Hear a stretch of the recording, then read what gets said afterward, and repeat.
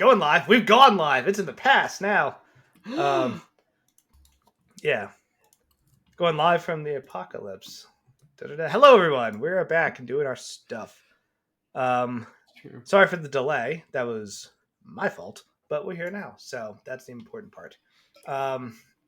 We are continuing our D&D 5e adventure Veilbreakers with our Neverwinter Nights, spelled with 2 Ks, so, trademark. Right?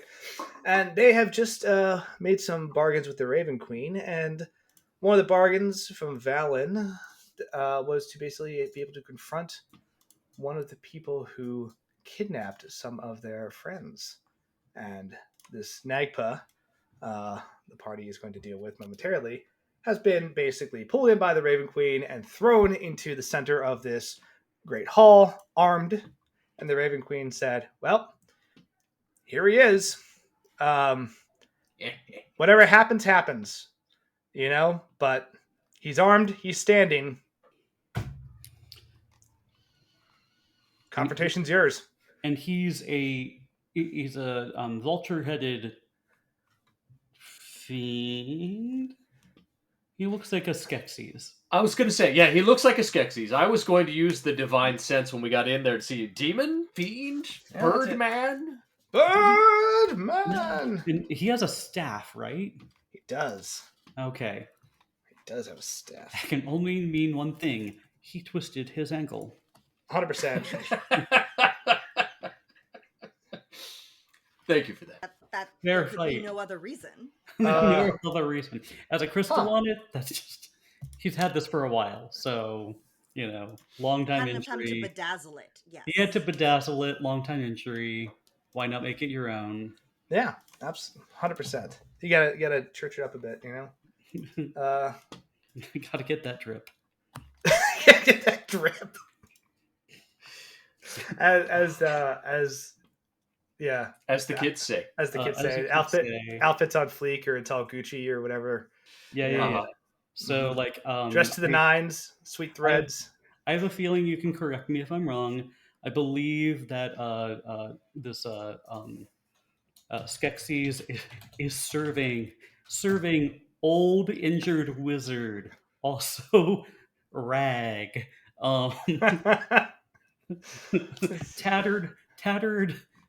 tattered spirit Halloween costume.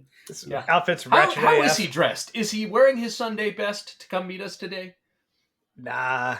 I think he was in chains when they dragged him here. He was. It was actually very funny because two Kenkas escorted him in, which, not to say that all Kenkus are built the same, but generally they're not high-level, powerful things. But they didn't have any problem just kind of muscling him around. And then when he started getting uppity, the Raven Queen was just like, fuck you, and just put him in chains and just hang out for a second. So that was quite entertaining.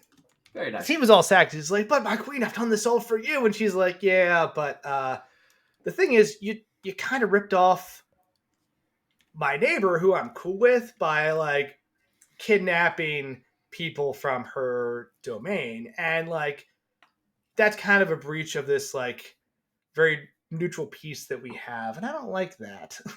I got you a car. Where'd you get it from? I stole it from your next door neighbor. You look over and there's somebody standing at the hedge just staring at you.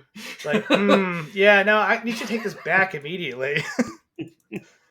But, Joe, I wanted to check with you. What is the size of your shadow you exude? You got it. It is going to be like the darkness spell. It's going to be 15-foot radius. So center 1, 2, 3, 1, 2, 3, 1, 2, 3. Okay. I can expand it to 30 and bring it into I think a 5-foot. But it takes, I think, a bonus action every round to do 5 feet. It's kind of like your aura of light. Mine is 20 feet of bright light and then another 20 feet of dim light. So I get 40 total. I think I do have another 15 of dim light, but doesn't really do much. It doesn't really do much, but you also can make yours a cone. Yes, and that's typically how I like to do it, so that I can aim it and not mess with you. Mm-hmm. And effectively, it would be just probably lancing around like a laser sword. But I don't think about how it would move as I'm slashing with it. Just boom, like Okay. a Pink Floyd concert. yeah, Yes. but for simplicity, it's probably a cone hitting whatever you're hitting. Yes, that is the So, hope. all Yeah. about that Riz now. That's a good point. Who's got the highest Riz in the party? I think it's Bella. Yes, probably. Charisma. Okay. I was just like, yeah, that Riz. Yeah. Wait, Chris? It Well, that might be a tie. that actually was that like enlightening aha moment when I was like, oh yeah, they got that Riz. And I'm like, what the hell is that? Oh, charisma. Have you met I'm people- hip. I'm with it. Let's go. Yeah. You met people who just call it cha, and I'm like, oh, Yeah, you can't pronounce it cha. Listen, That's there's no just wrong way to weird. play D&D, but you can't call charisma cha. you can call it ka. Ka! How's That your should have car been- doing? Yeah. That should have been in our panel, honestly, of like, hey, there's no wrong way to break the rules at all. But this that is one. abbreviation is That is horrible. one. Except this one. Who calls it cha? Okay, you 5 out of the panel. Go home. Like, leave the convention. I don't have this authority, but I'm just telling you to do it. So Don't do that to them. So you're asking who has the highest charisma? yeah, I think it's Bella, I think. Probably Bella. Bella. I got a 16. Oh, dang. I'm a charisma-based caster, so I think Bella's got a but solid not my 20. highest. I got a I 22. am. I'm Dang! So, You're 20. You're 22. 20 Oh, as well. 20 as well. oh. 0. Itzel coming in a flat 10. I was gonna say, most of us have a lot of charisma, except the people who use it as a dump stat, because It's there are not other charisma important. users in the crowd. Yeah. I'm happy to it is not important for my character. just She does not care about that shit. I don't know what you're doing, but let her, Bella has this one. Let her Yeah. have this one. Yeah, sure. Yeah. There we go. Just Yeah, and then despite the fact that we're a charisma-based character, Bella's like, y'all can handle the talking. It's fine. That's because Bella pretty much never knows what's going on.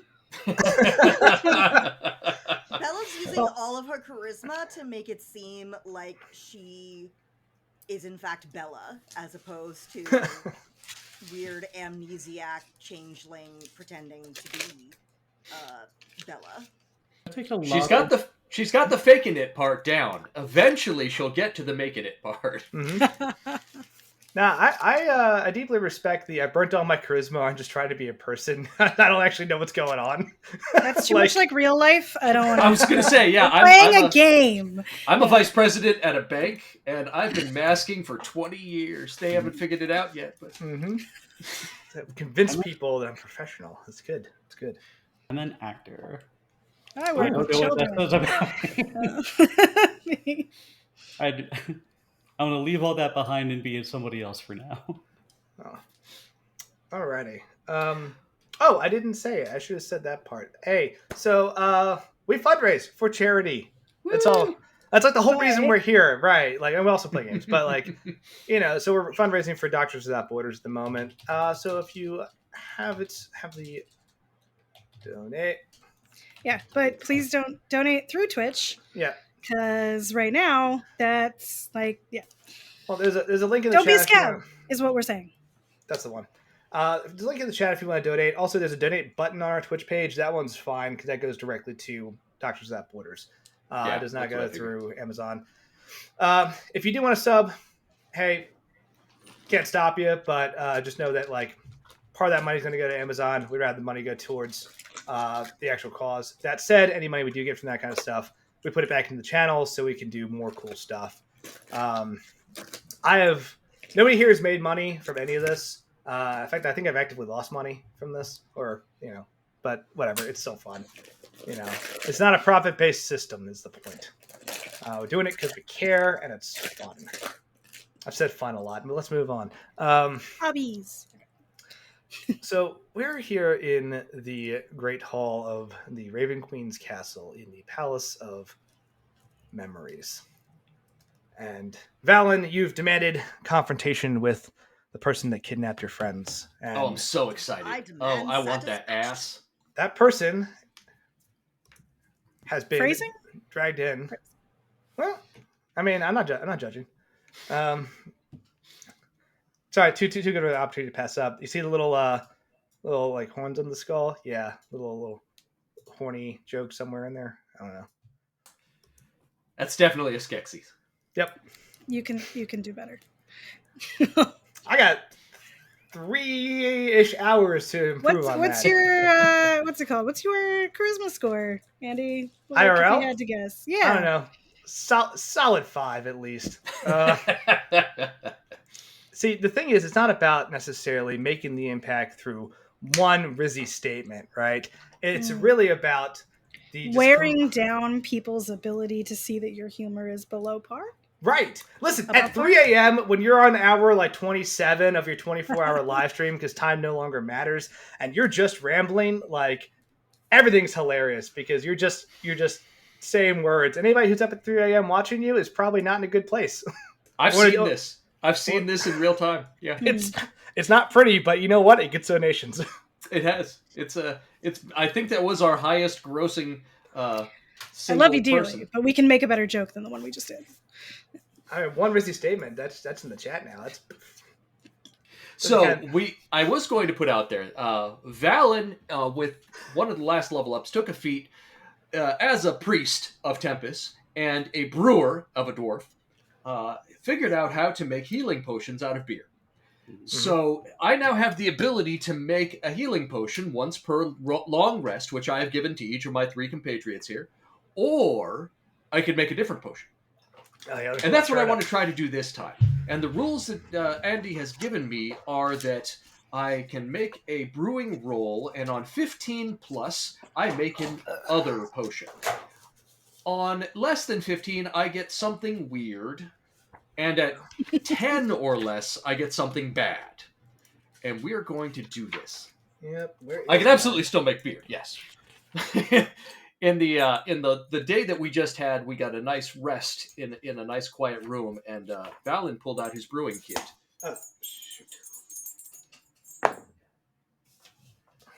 Make us proud. And that is a 6 plus 5. That is an 11. So that is a fail, but it is not a catastrophic fail. What did I get on the... What did this become? Real quick, just describe to me what it is you're doing. What do you throw it into this concoction? What do you think you're trying to make? He's like, I could make another healing beer, but I've got some of this mead left over. What happens when you combine mead and beer and bless it? All right. Hey, go ahead and roll a d6. What have I wrought? A d6? Yeah. I got a 5. Okay.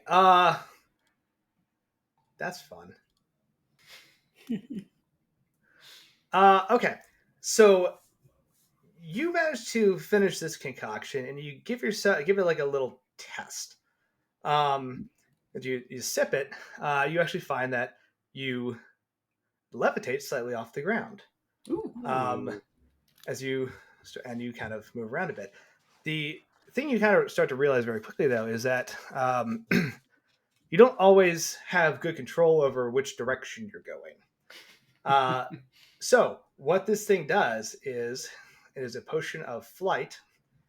It gives you a flying speed equal to movement for 10 minutes. However, it's a little off. So what I'm going to do is if anybody drinks it, I'm going to roll a 50-50 shot to see if you control where you go with that movement speed, or if you just go in a random D4 direction for the turn. Fantastic. But that is what happens when you get in a fist fight on the International Space Station. Mm-hmm. But you can make flight elixirs. And if you were to just work out the kinks, that would actually be really useful. Super. I have absolutely never given one of my potions to Gruff that you all know of. I do want to see Gruff just like picked up and hurled and being like, because there's nothing else like Gruff slamming into somebody would do damage. But yeah, let's do this. Let's roll initiative. Hey. Ooh. Oh, while we rolled in here, I also said earlier I was going to use Divine Sense. What is this guy? Is he a fiend or an undead or a demon? Your Divine Sense does not ping on fiend or undead or fae or celestial. Okay. So he's just a birdman. It's just a weird monster. I got a 24. Okay. For Round. possibly the first time ever, I rolled decently on initiative. Double digits? Double digits. So your last So one was a 3. that was a 17 Oh, plus shit. 2, so it's a 19. Oh, shit. I know. Like, Doing that's great. like a real number. Yeah. Thanks, Cardinal Dice. All right. What do we got for Odette? That would be 20 even. 20 even. Damn, y'all are fast. All right. Bella. 17. 17. Wow. What? I'm not last? What? It shocks me that the Nagpa also rolled a 17 and is last. That is wild. All right. Impressive. Well, Okay, I guess we can get rid of these nice domes that I've been playing around with here. the Raven Queen, setting up for this battle, waves a hand. The table you were all sitting at disappears, leaving a empty great hall in front of you. She and her Kenku guards just simply move to the side and say, "It's all yours." Nagpa just tightens his grip on his little skulled staff and starts channeling magic. Oh no. Valen, you're up. Now, to be clear, I want to make sure that I know how angry I am. Were any of our friends killed? Killed? No. Hurt? Yes. Okay. If you think back to all the destruction, there's no way they walked out unscathed. They got blown up, dragged around, like attacked viciously, kidnapped. Probably didn't eat well. Were taken across terrible terrain. Were probably scared, lonely, cold, afraid, and then to make matters worse, sold off as bargaining chips to a dark power that, in any other circumstance, probably could have done terrible things to them. Okay. So- Valen's super pissed. A lot of reasons to be mad about the current scenario and this current dude in front of you. Okay. So he just takes the Holy Avenger, lights it up, points it at the guy, and says, "You hurt my friends!" And he's going to go charging in on Gruff. I guess we can take Gruff off the map here. Okay. I'm riding the Gruff, and yeah. But you don't want to hear my reasonings for why I did it? They're perfectly justified. Oh, God, he's coming right at me. And you know what? I am going to take my... Hold on, let me see here. It's a 20-foot... How far is 20 feet? Let me use my protractor here. There we go. We love to hear it.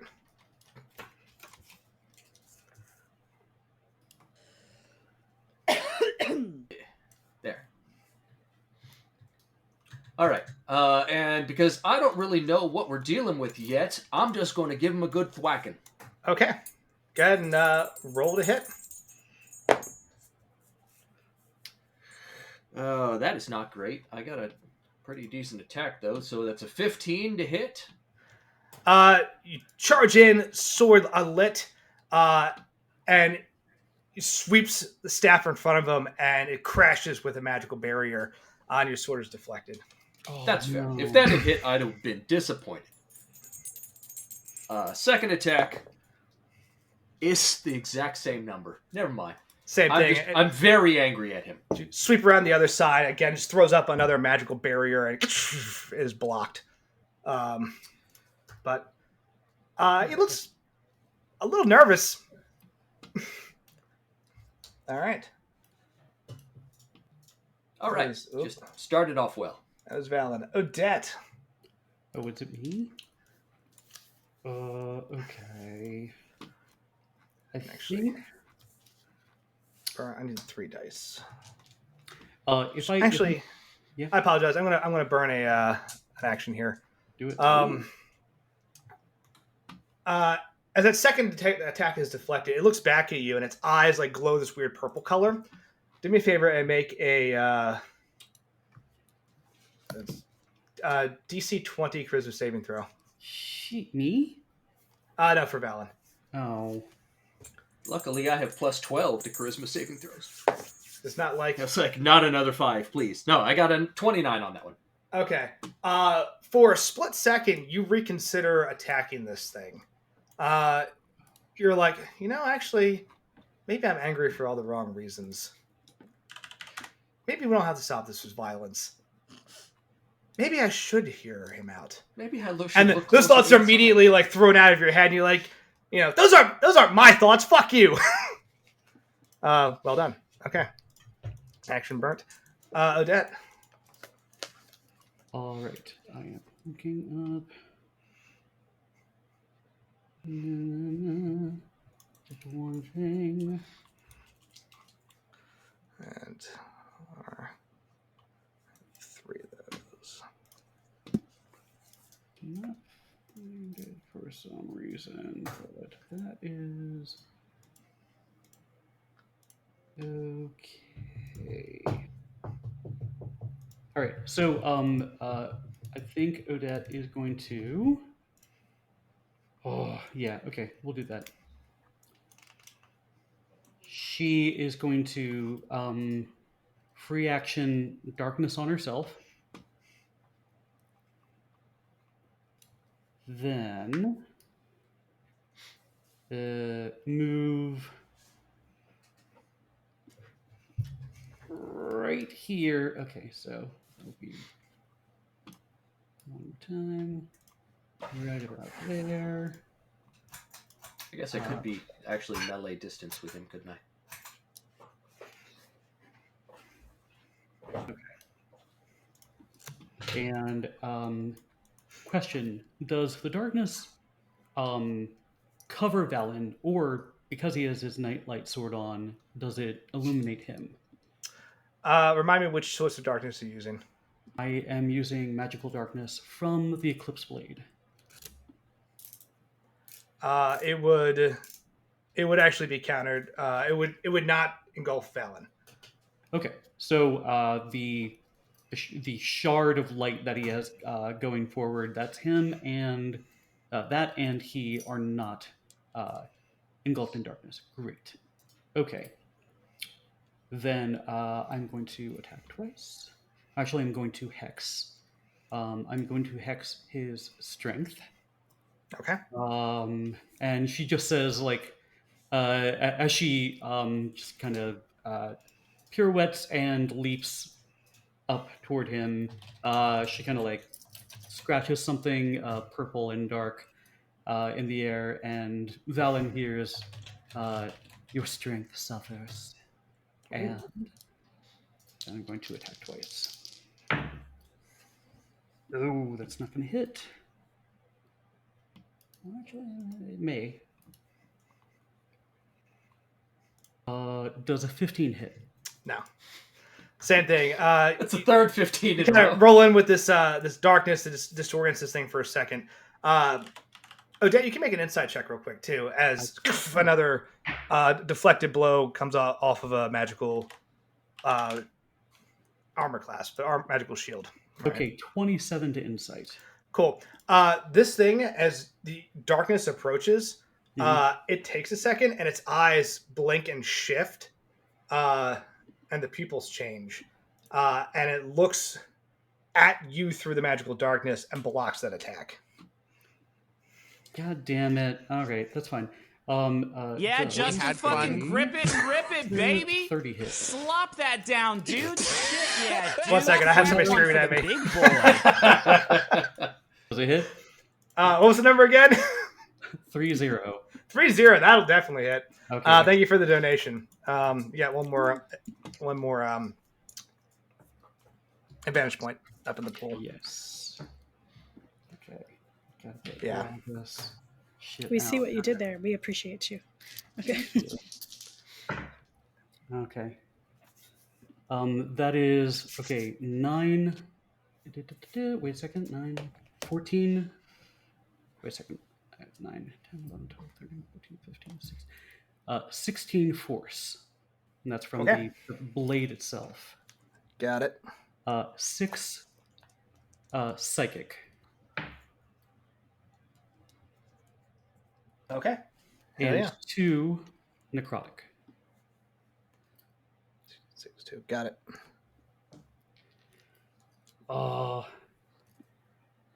Okay. Then That second attack sweeps in and catches this thing and actually kind of melts away, like a necrotic acid. Its cloak a bit. okay. Then she's going to call out. She's like, it sees through darkness, and then I'm going to do my bonus. Actually, yes. Bonus. It just screams back to you. I can see through everything. I can see into your heart. You'll die here. Ugh. she says, if you can see through the darkness and you can see everything else, and you can see how futile this is. I see your demise! Can you And see she why says, "I kids like welcome Cinnamon you." Toast Crunch? I see what I can't see, damn it! Okay, so that would be a 23 to hit. Cool. As you swing in for that last attack, magic is actually channeled this time, and a shield is thrown up in front of your attack. Okay, and then I am out of everything. So the darkness is there. I cannot diffuse it right now. Sorry, guys. I don't think it hurts anything. I don't think it doesn't hurt anything. He's illuminated. You guys are actually welcome. You're welcome. It is very You aesthetic. can at least see the left half of his face. Yes. Oh. Take a... Yeah, I'll burn another one. Another legendary action, and...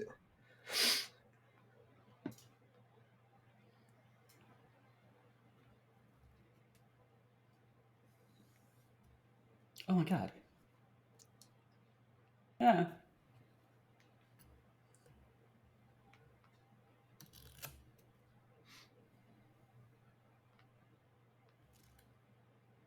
Yeah. As this thing is surrounded by Odette and Valen, just like landing blows left and right, it's resorted to just magical means to defend itself. It whirls its cloak, and in just a poof of like purple mist and feathers, No. moves.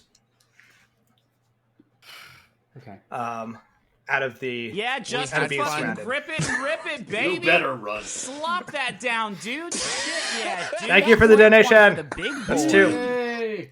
Yay. Casters don't like being surrounded. It's not good for them. All right, He's about to have a real bad day then. Itzel.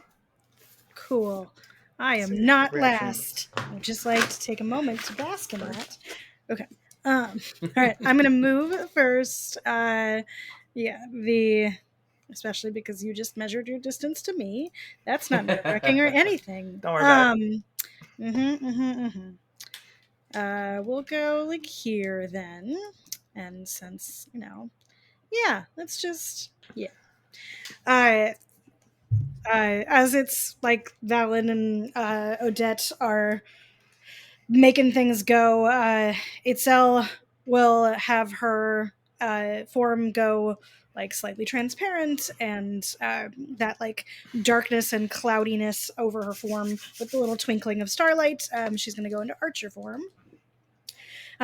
So the constellation that like appears over her midsection is the archer. Heck yeah. And we're gonna hit it with some guiding bolt, I think, so we can hopefully get some advantage for people. And it's gonna be all glittery, cause we can. All right. And I'm rolling a physical dice because Owlbear has burned me before. Impossible. What? I mean, that wasn't fantastic though. So 12. No. Same Yeah. thing. It's fine. We're gonna do the arrow. It's fine. Yeah, the guiding bolt just deflected. All right, so we're gonna try and hit it with the luminous arrow. Much better. Okay, 25.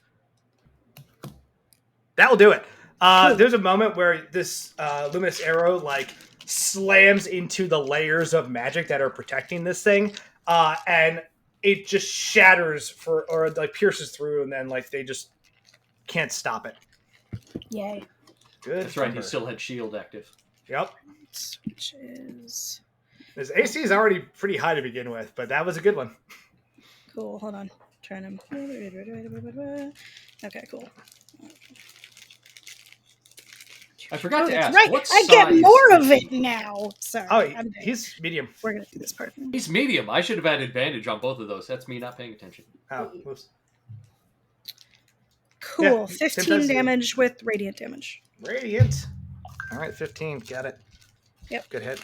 So yeah, like a little like shooting star streaks out of her palm at him as like guiding bolt went over eye, but like the other hand shoots the arrow. This is that's a good hit. Burn another that was action good. for him. Does the radiant look like it hurt him extra at all? No. Okay. But it hurt. Flavor. But your guiding bolt that was deflected, he's gonna redirect it into an attack, right? As another legendary action. Yeah. Okay. I'm also emitting light right now. I don't know if that, like, I'm always doing it when I'm in starry form, but if that is going to hurt it at all, just saying. No, maybe. He might be too far for it to. Yeah, no, not really. Okay. Whatever. I'm hard to look at, bitch. It can't. I was concerned for a second because I was like, oh, I thought it was the main attack, and it can't do that as a legendary. That'd be absurd. Okay. It rechannels and redirects the energy again, flavor, but raises its staff and just fires back this bolt of necrotic energy that slams into you, Itzel, for 12 points of damage. That's a. Oh no, he's not within 30 feet of me. Never mind. Okay, fine. All right, and that is. I think he is. No, he's not. He's 40. I measured. He's slightly out of it. Oops. Yeah. When the DM measured, I measured and moved. Just taking things into consideration, You know. Okay. So my turn? Yeah. Cool.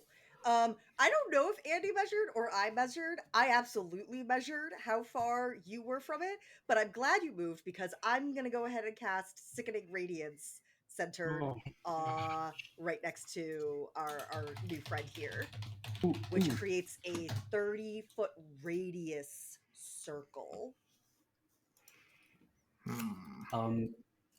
I don't. spell. You'd have to double check this, but if you stick Necrocory on him, I think whoever Necrocory is on has disadvantage on spell saves versus you. I might be wrong, but that might help. I don't know. I'll have to look that up. I mean, I suppose, but then I'd also be setting Necrocory up to also get hurt by this. Because this is now just an area of effect on the battlefield. This is not going away. This just lives here now. Don't go in that corner, guys.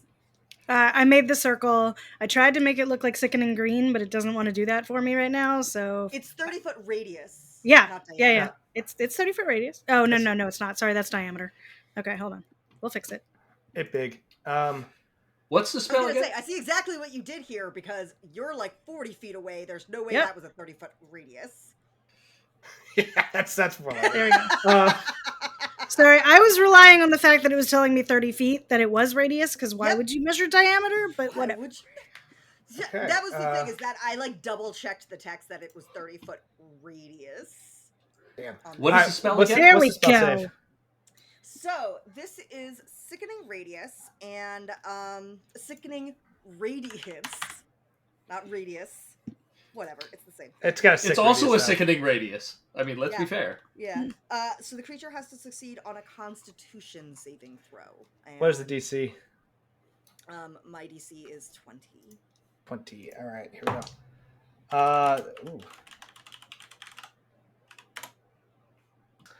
go. It fails. Cool. One of It's the gonna take 4d10 radiant damage, and it's going to suffer 1 level of exhaustion. On its staff, there are 3 gems. One of the gems burns out, and is going to. He's got legendary Succeed. resistance. Mm-hmm. Well, we made the DM use a penny. Yes.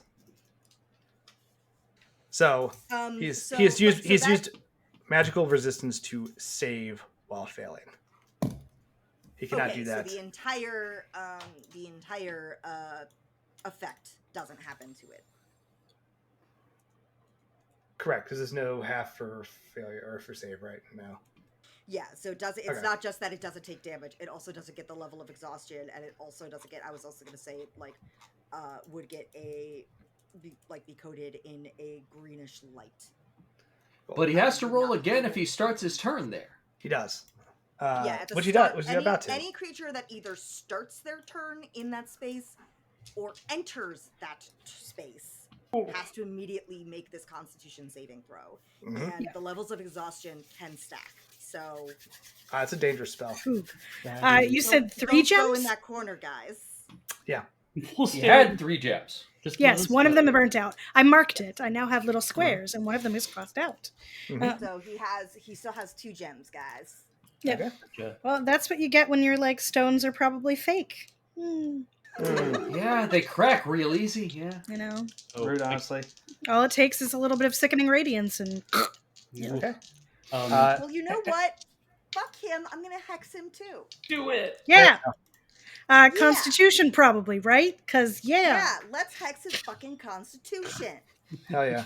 Will not affect his saving throws, but still a good hex. Still feel it bad. Oh, and Bella, I did look it up. Additionally, when you're in, and don't put necrocory anywhere near this nuclear area, but when the hound is within 5 feet of your target has disadvantage on saving throws against any spell you cast. Ooh. So that's pretty. I'll keep that in mind. But I just really wanted to use my new little bomb spell. That Absolutely.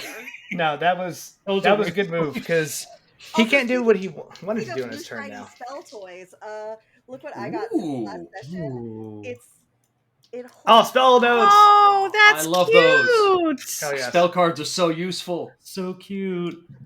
Oh, And I've never seen a holder like that. That's awesome. Yeah. That's so sick. You need to share where you got that in, we won't speak of where I got it from, because we don't care for where I got this from. Oh.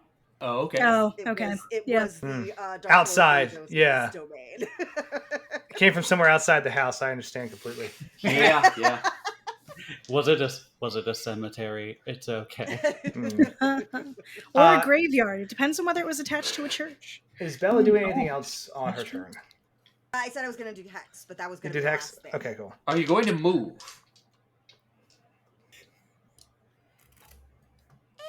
That's true. I can move because anything Wait. I want to do after this is probably going to be... Hold on. Is Sickening Radiance concentration? It is. Then you can't do that and hex. Oh, that's fair. Fuck hex then. We won't do hex. Good call. Sorry. Thank you for reminding me. I do have little C's to remind me which of these require concentration. I'm just not in the practice of It's half my damn spell book. Yeah, it's like you're trying to juggle. Most of the time when I'm casting spells, I'm mostly doing shit like Eldritch Blast, so I don't even have to think about it. So Head empty, only blast. Head empty, just full of blast. All right, if you were done, then the Nagpla is going to I'm go. done. I am gonna move though because, as we just mentioned, I'll probably end up doing Eldritch Blast, and I can do that from way further away. Yeah. Looks like this entire room is only 65 feet across. Yeah. Mm-hmm. Yeah, it's going to try to... It doesn't want to be in this thing anymore. But saving throw first. That one will pass. Damn it. On his own merit. And it's this green sickening light is starting to slowly absorb onto his clothing, and he's just sweating now from being in this aura, and is just looks miserable, and is just going to try to get going out of that. Remind me how long a round is. 6 seconds. 6 seconds. 6. And the cat's... This spell's gonna last 60 rounds, guys. Sorry. This spell will last for the rest of his life. Yeah. Sorry. Mm-hmm. Well, he can't do the It's thing a he true- wanted to do. it's a true statement. Yeah. He can't do the thing he wanted to do, and he's mad about that. Good. Meow, meow, meow, meow, meow. Yeah.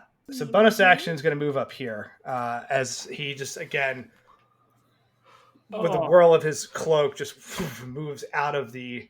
Oh wait, radius. no, that doesn't move with him, does it? Drat. Okay. It does not. It does not. That would be I was ready.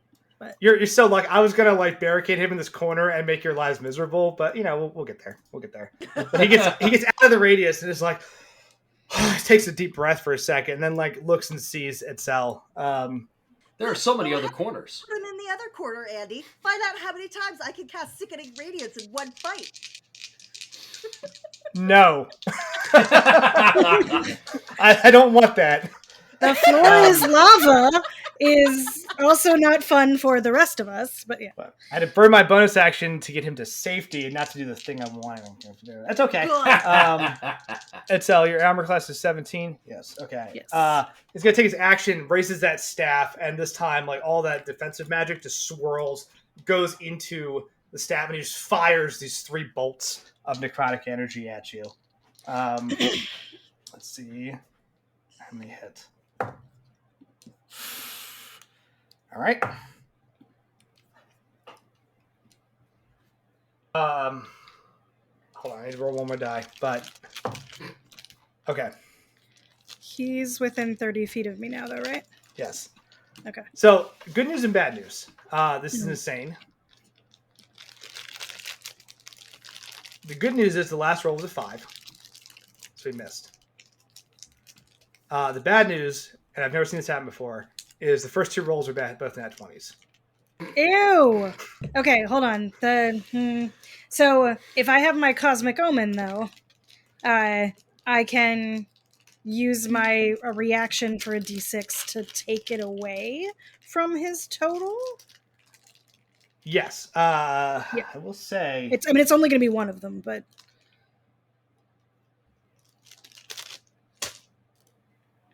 Technically, his attack is high enough that it would not matter. But I like the idea of this. So if you want to burn a Cosmic Omen on a 6, I will downgrade 1 to not a nat 20. Otherwise, 1 through 5, it's going to hit like normal. But I think that works for the intent of the idea. 1 in 6 chance. It's impossible to know the odds, but it's Great. pretty good. Hey, Bella, blow on it. Yeah.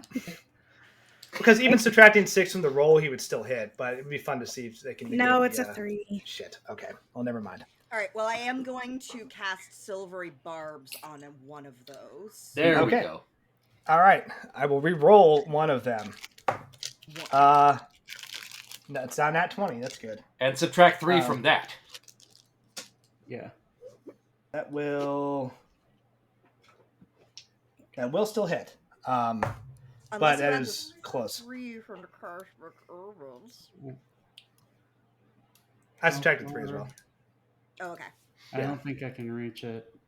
Yeah, that's far too... It's close. I checked. I'm exactly 60 feet away, which is the max distance I can Silvery Barb him. So Nice. You definitely are too far to be able to help. But hey, But only that's one one nat less, 20. Crit hit Yes. Nice. that Itzel's got to deal with right now. So that's Mhm. something. That's a very good move. You do what you can when you can. Oh my god. 6. And let me just mark off that I used these spells that I've been using. Alright. Let me roll the crit hit first. Okay, I can track it. Okay, What? I'll start tracking here. I have a separate sheet that I made for my spells versus my character sheet because my character sheet is messy as fuck. And so in just my notes, I have like 3 of 4 first level spell slots left, etc., etc. Because I've got certain spell slots that are for my sorcerer and certain spell slots that are for my warlock. And certain things can only be cast using my sorcerer spell slots, and certain things can only be cast using my warlock spell slots. And some can be cast using either. The and crit. the warlock spell slots all count as like 1 level. Yeah. Yeah. The crit deals 41 points of necrotic damage. It's not as much as I would have expected with that many die. It was on the Don't low check- side. On the low side. But I have one more attack as well to hit. Yep. It's less dice. Why do you like this, Mindy? Wait a second. Let me see. What did we do to you? I want to use a reaction. if I Okay. can. Was that Oh. was that a second attack? Did you This already is- roll that attack? This is a second attack that is already hit, but is not a second crit. I can't do anything. That's Okay. All right. All right. To be fair, I didn't expect to roll 2 nat 20s in a row. I have never seen that. 10.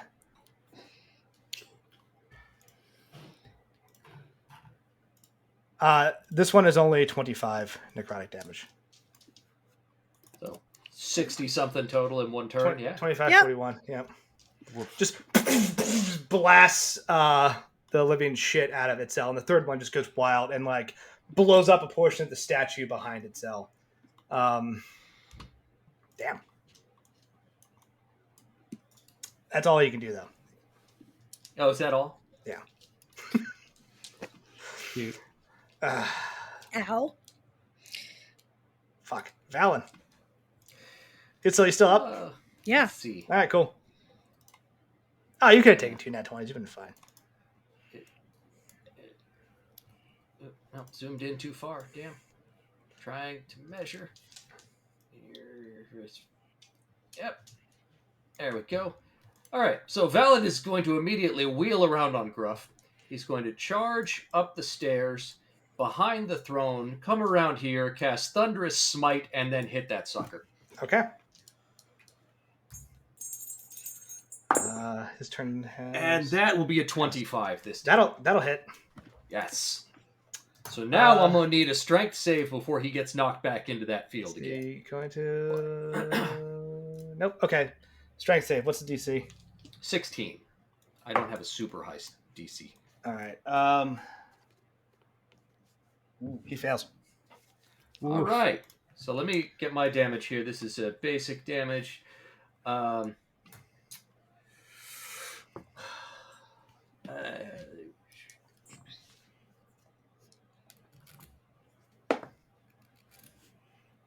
That is 9 magic slashing and 12 radiant. Okay. And then I'm actually going to throw a smite in there too. Let's just stack some damage on him. I'll throw in Get a it. level 2 smite. Get it. So that is an extra 3d8 radiant.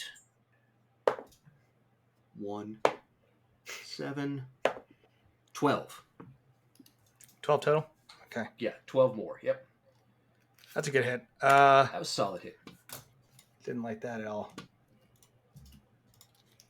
And he flies back. 10 feet. 10 feet. All right. Boop. Yep. Back into it. All right. You want to get his resist roll on that? Yes. Get back here. That's why they did 20. There it is. Oh, that 10 feet worked out well. I'm still standing outside of it.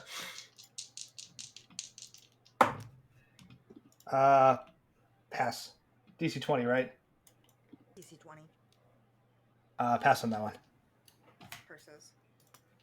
Well, at the start Alright. of his turn, he's going to have to check again, so... Yes. And then attack a second time. That is a 16. Did that do better than the 15? No, that deflected by magic. All right. I might try owlbear. My die are just not working out right now.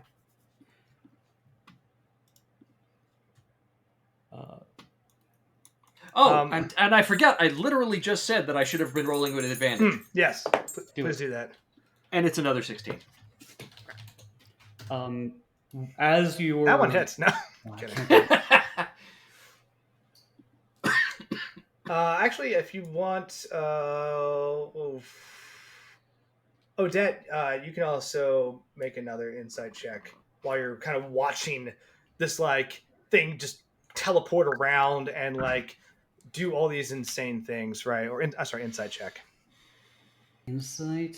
Yeah. Yeah, I rolled not my total, but I rolled a 3. But it's still going to be pretty good, I think. A 15. Okay. So You doesn't get you everything you want, but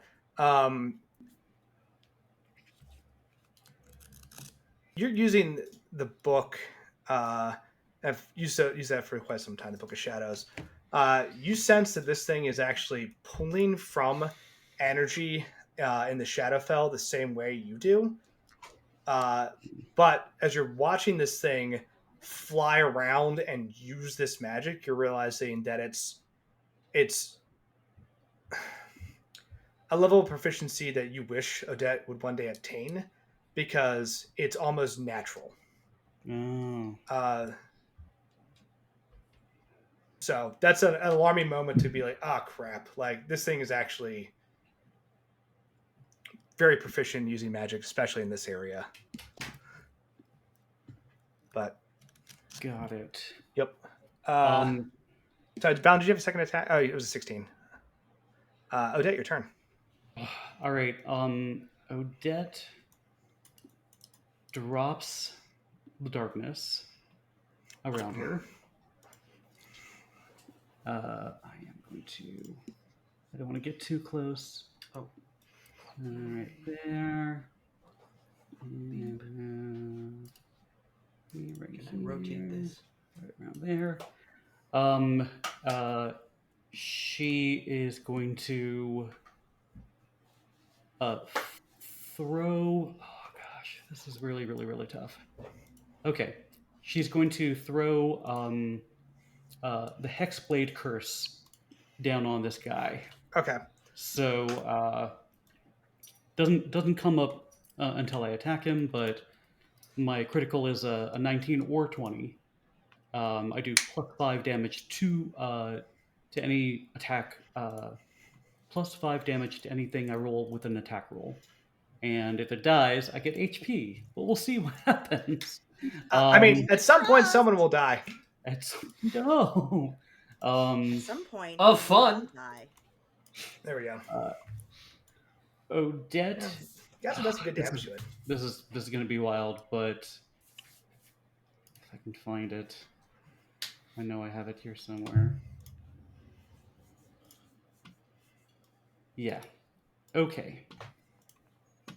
Odette casts. She starts spinning in place, and she calls on the silence that you only experience in the dead of night, under the moon's light, and the silence grows around this creature. And it's going to be a 20-foot radius sphere centered on a point I choose. Any creature or object entirely inside the sphere is immune to thunder damage. And the creature is deafened, and it cannot cast spells with verbal components. Have I been watching it cast spells with verbal components? Yes. The attack it used against Itzel actually was not a spell, which is wild. But its movement around has been a spell, and you sense it's a very proficient spellcaster. Great. Yeah, the attack used is actually called Death Ray.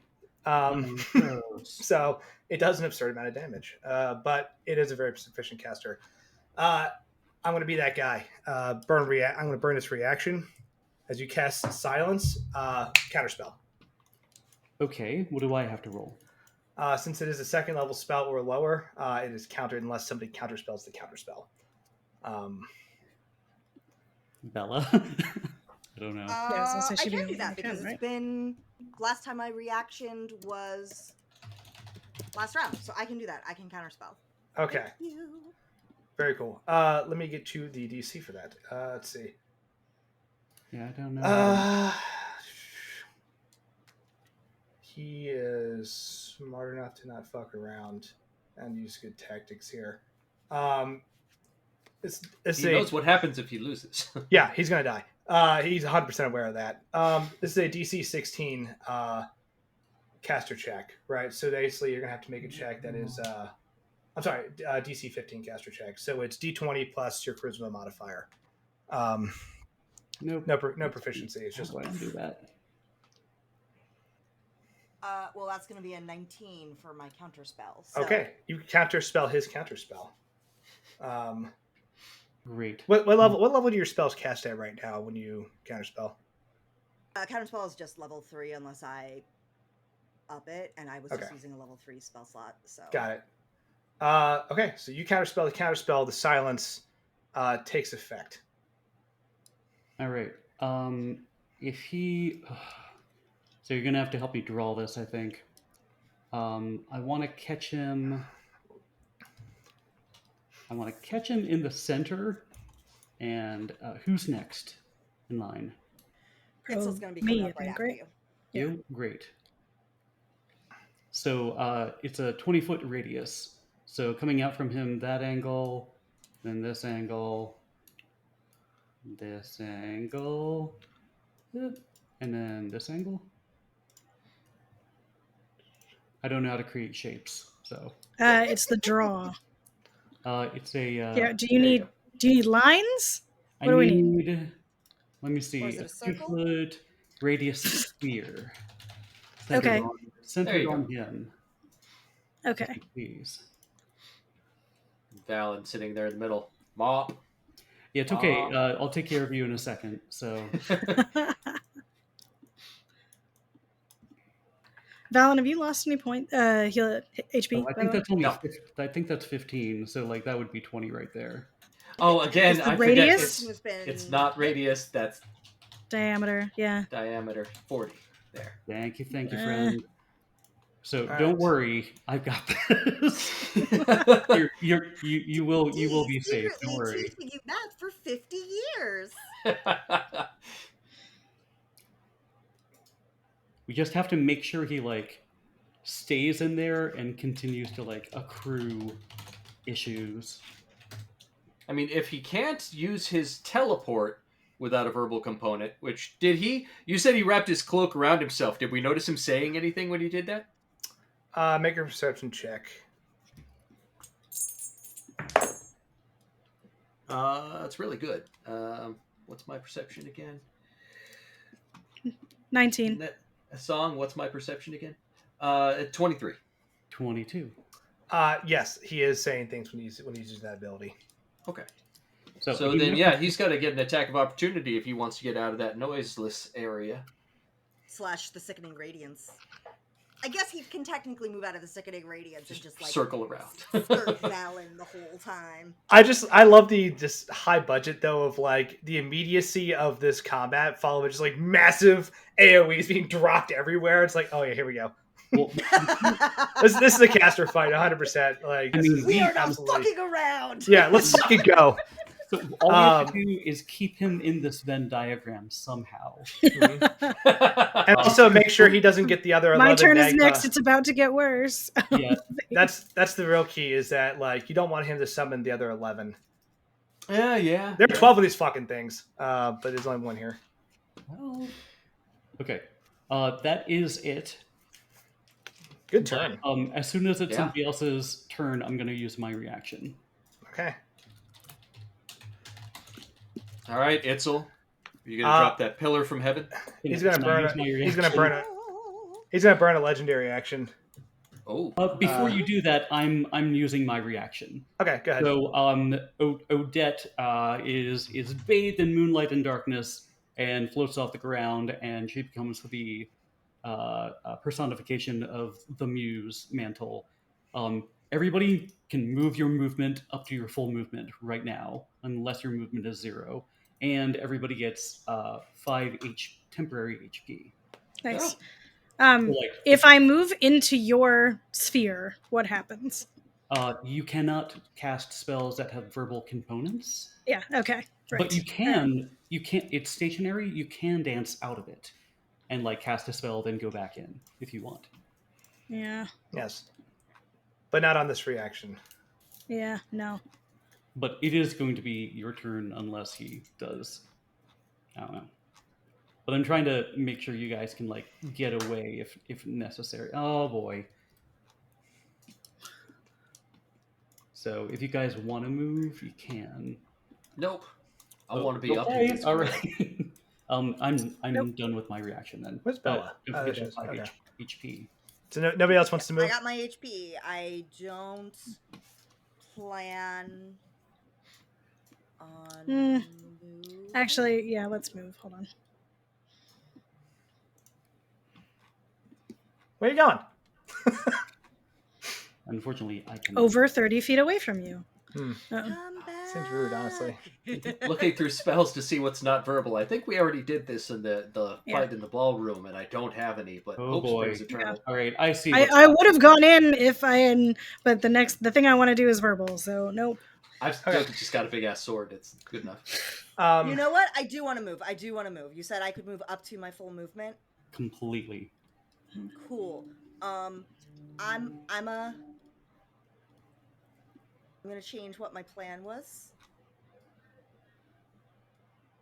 And let me just make sure that's... Yeah, we're good. All right. Okay. This thing is smart. Hold on. Is it smart? Yeah. Its intel is in the mid-20s. Mid-20s.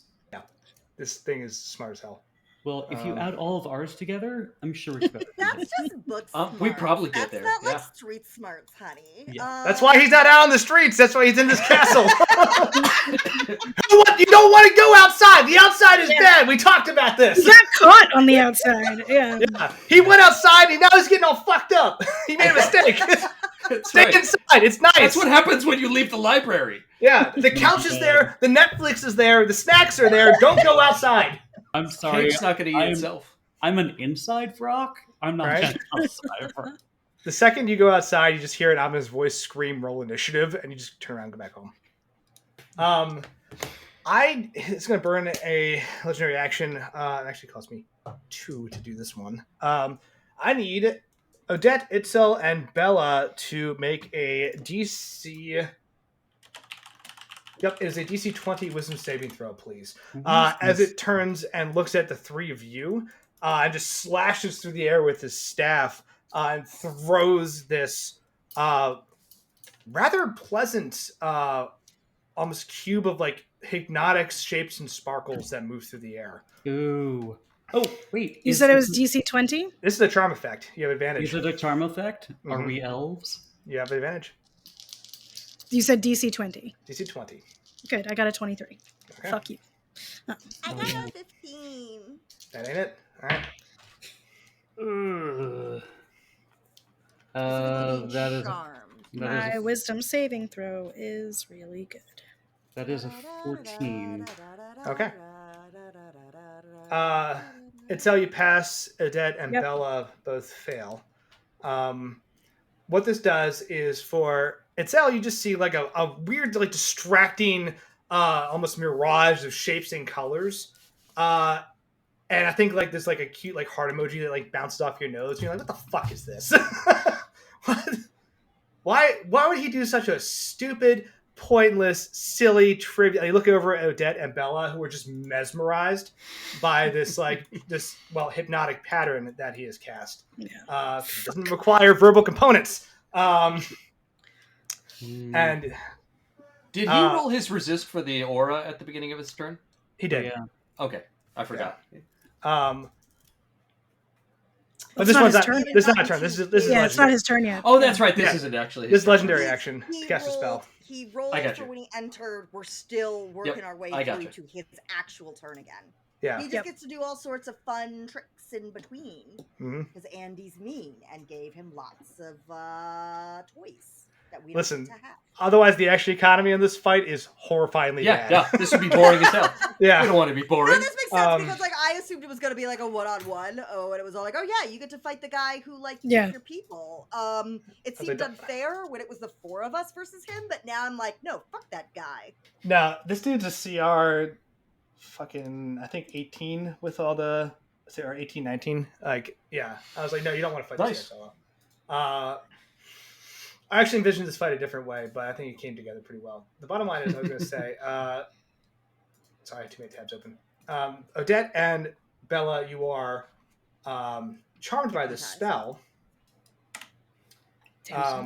What this does is you're incapacitated and your speed becomes 0. Okay. Right. So, incapacitated, meaning that you can't take actions or reactions. You're just basically like stopping, staring at these lights. You get a chance to save on your turn though. At the end of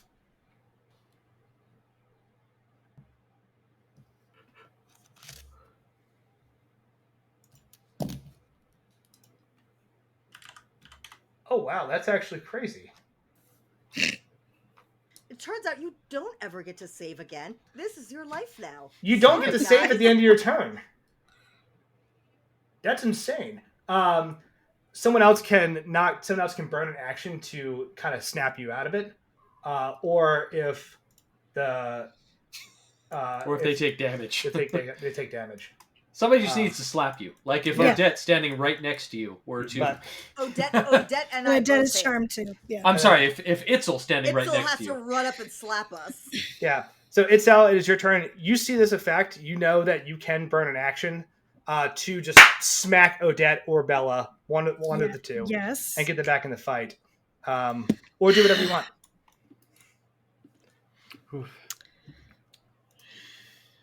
Is this concentration, though? I could smack him out of it. This is concentration. I hate to do this to myself, speaking of concentration. Since I am charmed, Oh, does it bring down the... does that affect my concentration spell? Can't take actions or reactions.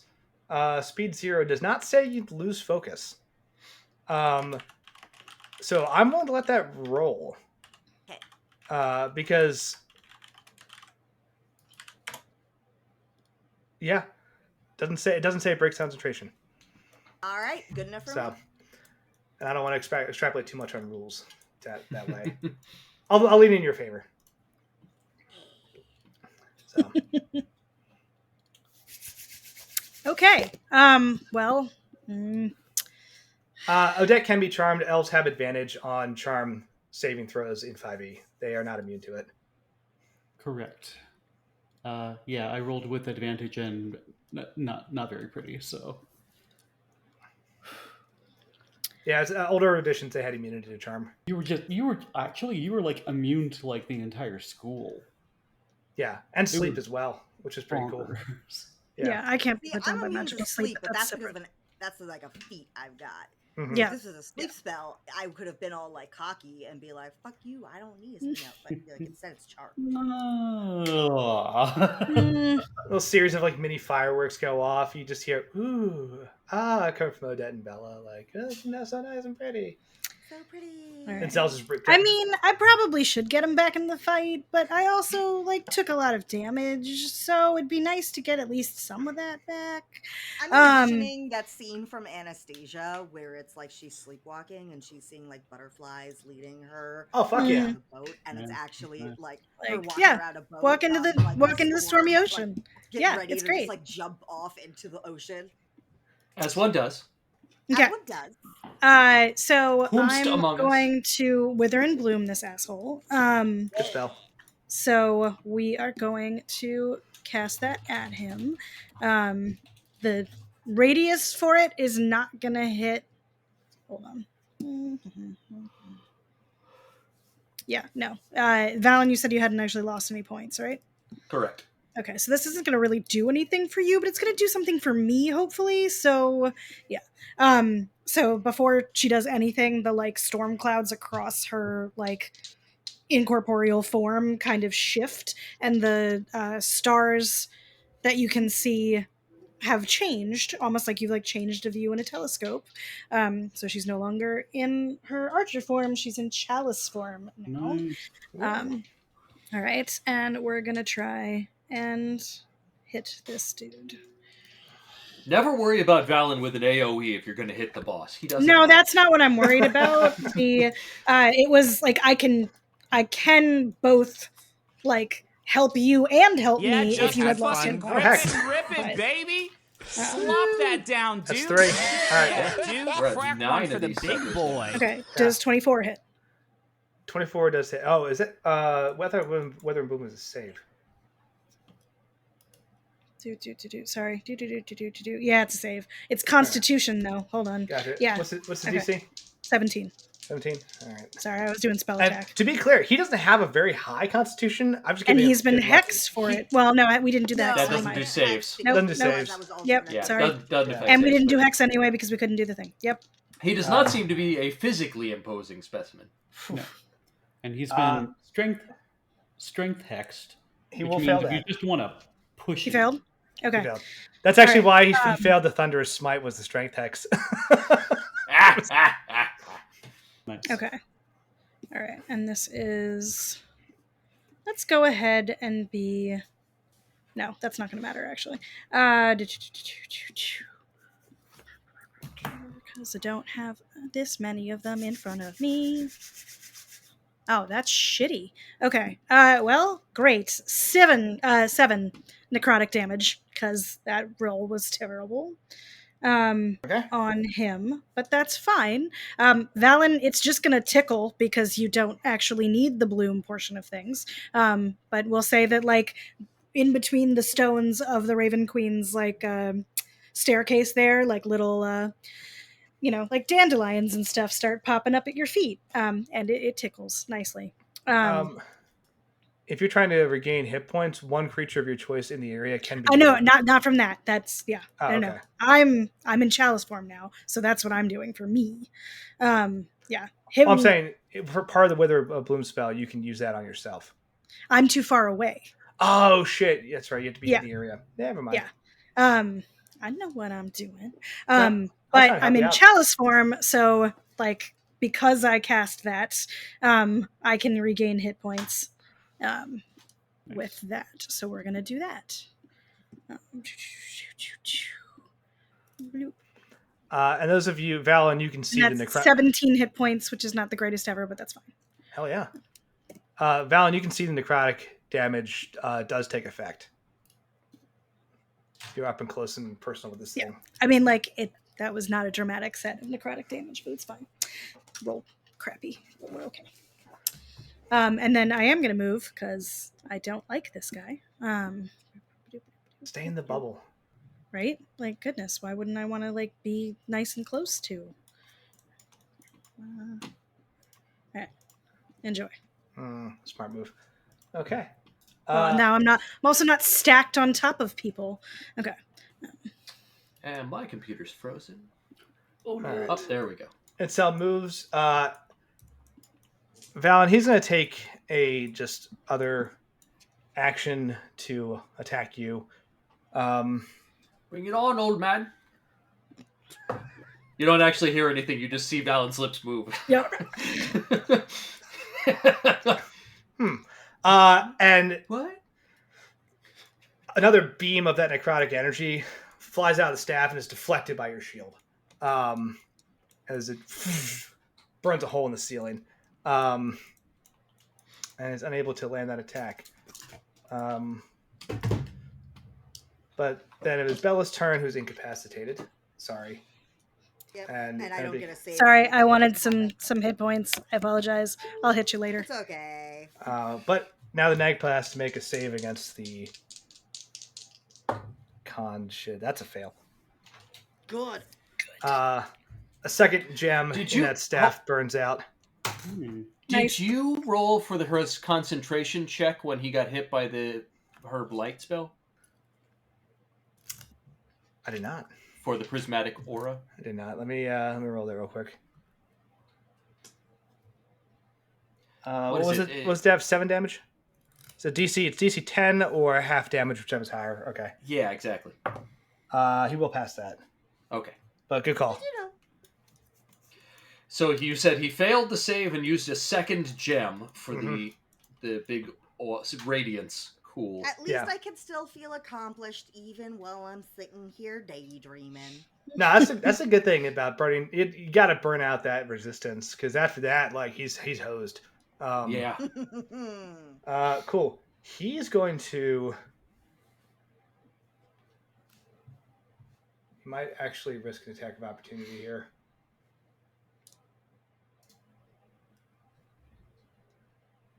Do it. Valen is definitely not going to hit you. What's the worst? What are you worried about? God, stop being a little baby and just run right past Valen. Yeah. Does he have to move? Why are you measuring to me? He wants to get out of the nonsense, though. That's 30 He doesn't feet. like sitting at the crossroads of fucked up and finding out. Hell no. He's gonna move. Valen, take a swing. Yeah. He also wants Itzel, did you put a thingy on the board for your spell? He also wants that to AoE as well. It's not. No, it doesn't stack. That's a 24 to hit. Okay, that'll hit. He does not have a reaction to burn. I will. Actually, technically he does, but he's gonna take it. I'm gonna throw a level 2 smite on that. All right, so. Oh, nice. 14 magic slashing. Okay.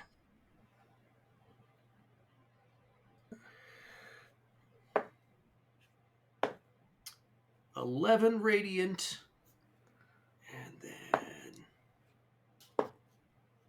then 15 more radiant. So 26 radiant. Dang. 14 slashing. That was the almost max roll. That was a good hit. He's starting to look kind of hurt. That smite did more than he expected. But he clears the silence. And kind of smoking with that radiant damage, little like that sickening aura of of the sickening radiance on him still, like a little bit of like sizzling from the necrotic damage from that Wither and Bloom spell. And he clears the silence and just looks at Odette. We get another concentration check on that? Yeah, absolutely. Because that one's going to hurt. I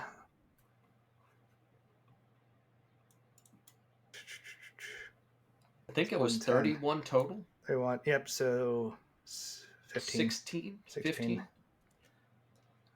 All right. That rolls from the box.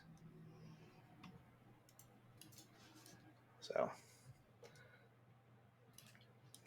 this one's at a +4. Nope, that ain't it. Ooh. Okay. Cool. I smacked you awake, but not in the way you think. The hypnotic pattern drops. Cool. And Odette and Bella are no longer incapacitated. See, I didn't have to slap you at all. That's good. You come to, Itzel's hand is right here. Good catch. He moves out, taking that hit from Valen, and then turns and whirls that staff around and points it towards Odette. And a lightning bolt arcs out of the staff. No problem. What a rude awakening for And Odette then, to come back to. This is important. It hits Odette and arcs to Itzel, Bella, and Valen. Wow. Range on that fucker. Okay. 150 feet casting range, but can arc to anything within 30 feet of the first target. I can do it 3 times. I can have 3 arcs. If the first target is Odette, I am not 30 quite... feet? Damn it, yes I am. Yep. Okay. I measured it twice. Yeah, no, I was like, I think I was wondering why he was measuring from Odette. I was like, but it arcs to three additional targets. So DC 20 Dex saving throw, please, for everybody. Okay, question. If it doesn't hit me, does it hit everybody? It still arcs. It still arcs. Mm-hmm. Okay. You said DC 15? 20. 20? Wishful thinking. Dex? I'm just making sure that 18. I have this feature.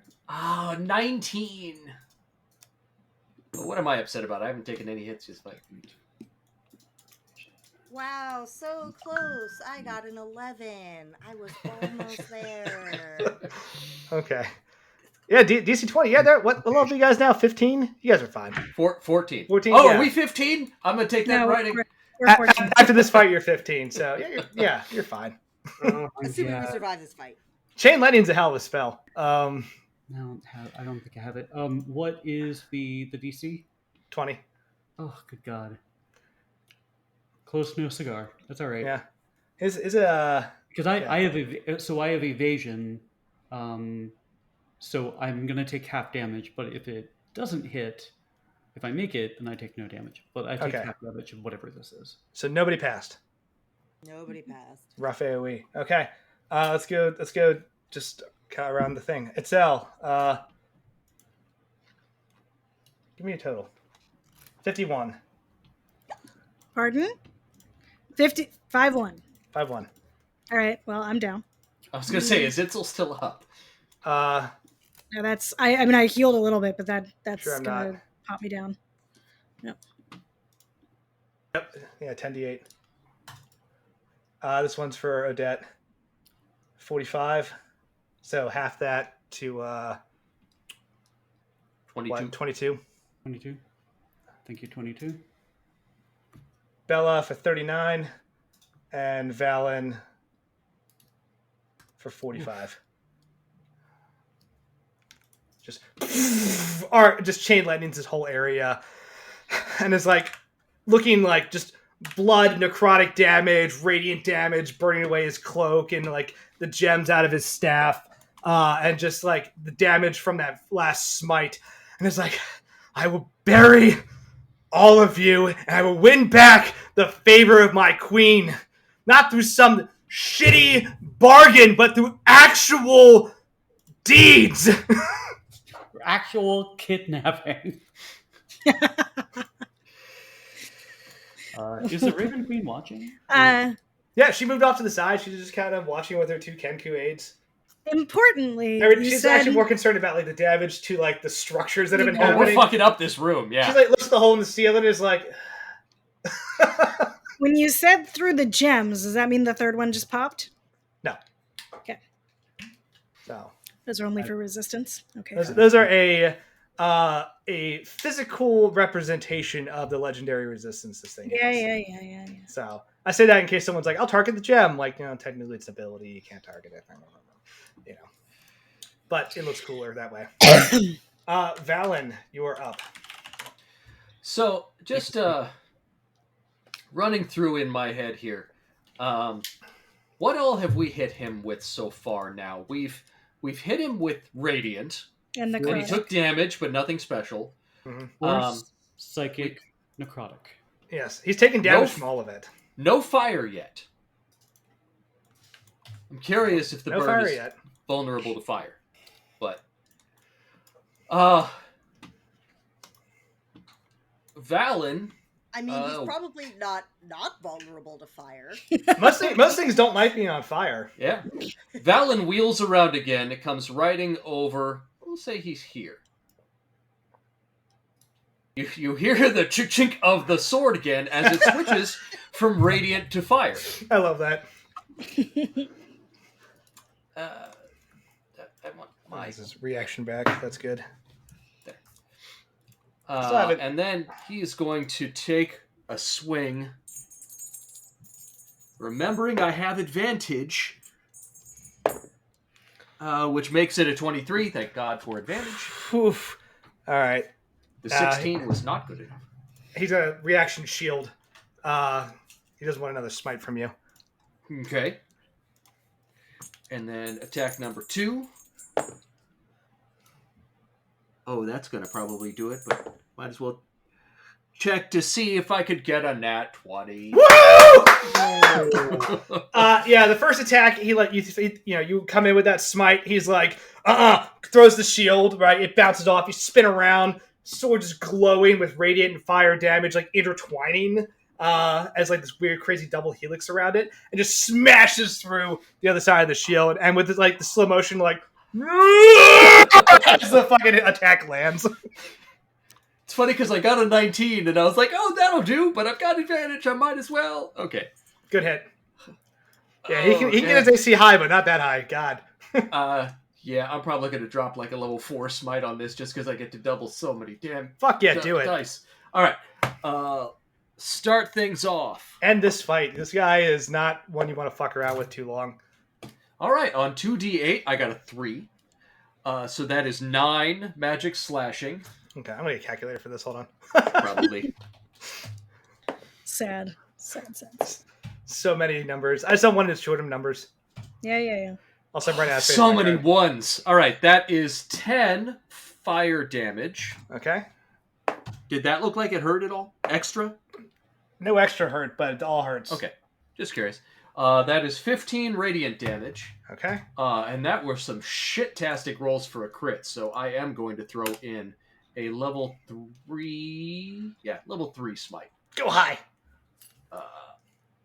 So that is 2, 3, 4 d8 on that, so that would be 8 with a crit. So 5, 7, 8, 14, 21, 28, 30, 34. 4. I've had worse. All right. 68. You need 1 more point of damage. Good hit. Whew. You tell me smells real bad. He You went know from. what? Physically, but I'm actually gonna use the maneuvering strike. I'm going to add my D8 superiority die. Anytime you hit a creature in friendly, can use a reaction to move, Okay. and that is 1 more damage. Now That was at least 6 ones on that critical roll. Wow. Hilarious. Good hit though. He went from like hurt but in the fight to like it is now hurt badly. With that smite. Holy And crap. then yeah, I'm going to let let's say I will let Odette move half her movement. So he is down, fully down. No. No. How bad is he? He just took, what we say, 69 damage. He's not happy. He's not happy. um. Down bad. Okay. So it's like. Nah, he cannot sustain that level of damage much longer. He's looking pretty hurt. Okay. Actually, I think he's going to after that smite because you're done your turn. Oh, I am done with my turn. Okay. No, never mind. I thought I had Yeah. a thing. I don't have a thing. It's fine. Oh, okay. He's going to get the hell out of that with another flourish of cloak and movement. But it's just like trying desperately to not get surrounded by all of you. So is that a reaction? That is a legendary action. Legendary action. Okay. Mm-hmm. But he You only can uses only, them. you can only do so many per turn, right? Yeah, he has basically every legendary action costs points between 1 and 3 points to burn it. So I have a tracker here for how many points you can burn. But you can only burn them between turns. Okay. So that's why I was like, hey, if Valen's done, he can burn it before that goes. All right. To get away from the beatings. And you see him like get behind the pillar and like, I think Bella, you're close enough to see like it lands and like he wants to look cool. He does, but there's a second where he just like puts a wing on the pillar. It's just like just sizzling with radiant damage. It's like, I can't take another one of those. Odette looks that at image Valen. of Ben Affleck where he's like smoking the cigarette. Yeah, just Absolutely. oh my god, I might not make it. Have you seen had one better of him, days. like just dropping pizza boxes? No, Yeah. what? He's I like don't know. he has like three or more. Yeah, it's pizza boxes. like Amazon packages. Well, he's Yeah, Who is this? something like that. Ben Affleck. Ben There's a Affleck, couple of baby. paparazzi shots where he's like got his iced coffee and has like many things in his hands, and he's like dropping it as they're like, because people are terrible and they take pictures of people as they're like going in and out of their house. But Yeah. That's what's that picture with Daughtry is the metal guy, and there's a picture of him outside a grocery store in like a fishnet t-shirt and a bag of kitty litter that just busted open and dumped everywhere, and he just looks like this is the worst fucking day. Aw. He looked at that picture and went, "That's so metal." I am going to see if I can. Odette Oh, wow. does look at Valen and she says, "Can you get Itzel or?" Okay. All right. So she was like, I have things to do, and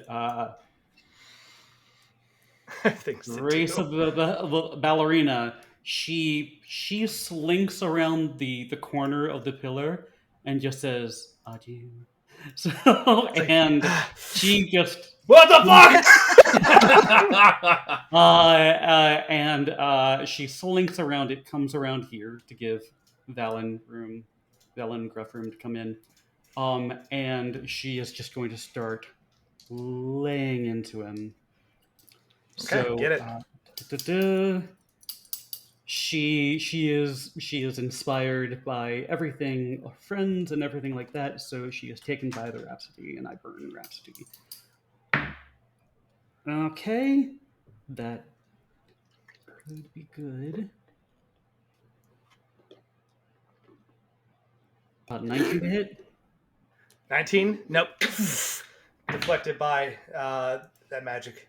He's still got the shield spell up. Yeah. Yep. Oh, good God! All right, that would be Dude just needs a break. 27. 27 hits. That There we go. smashes through a portion of the shield. You see like magical shards go flying as you land a hit, and then they reconverge again. Fantastic. Go ahead and So roll that damage. is 6, 7, 8, 9, 10, 11, 12, 13, 14, 15, 16, 17. That is 18. Oof, good hit. 18 force. Okay. Plus. Takes that hit. Is not happy about it. Plus. Hex. 6 psychic. Plus 2 necrotic. All right. Is he still up and moving? Oh yeah, he's still got fighting him. DC 19 con save as she misses, glances off of his shield, just thrust it forward, and then taps his fucking beak, and I am doing stunning strike. Stunning strike, got it. Okay.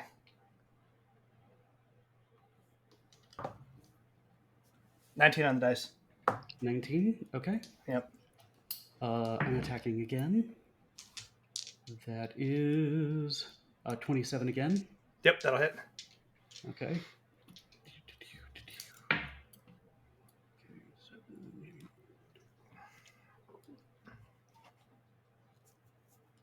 Let's see. 16 force. Okay.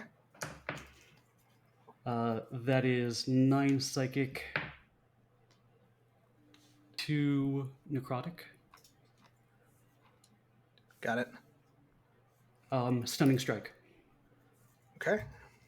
As she hits him in the beak, pommel strikes him, and then just straight up, I think just smacks him on the side of the head.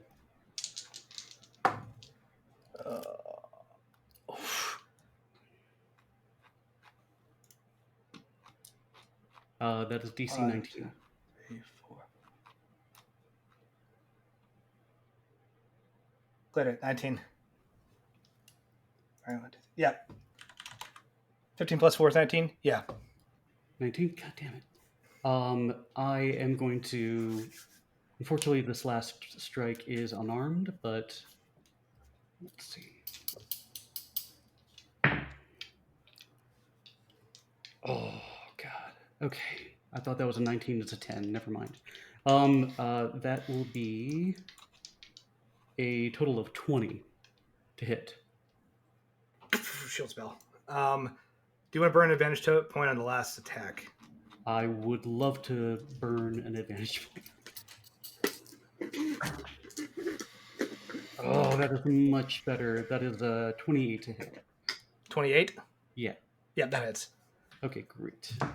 So it's going to be a lot less, but that's okay. So,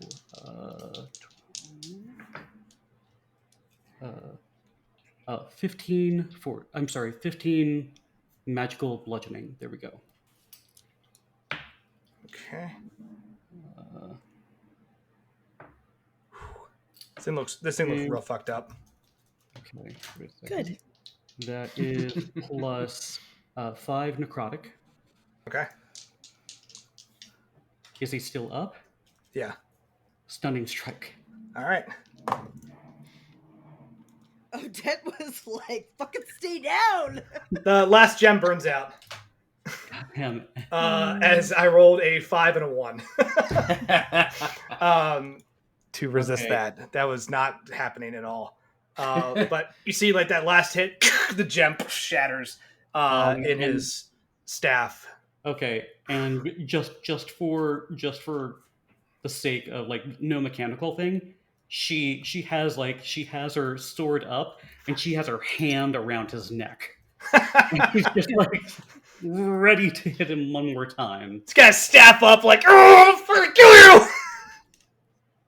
So All right. It's like a Renaissance painting. Yeah. Love it. we just need somebody going like this, and then a dog. The background. I can I send had- a Necrocory.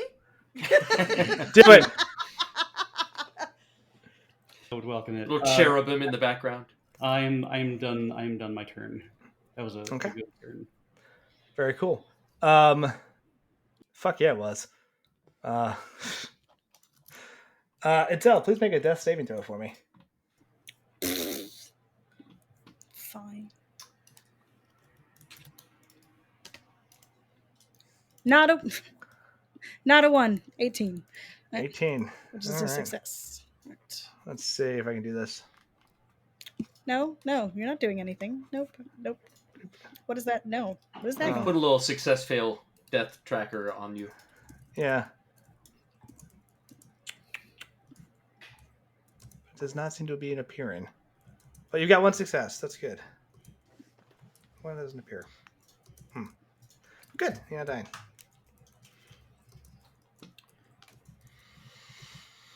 All right. It's going to take a turn. Or a...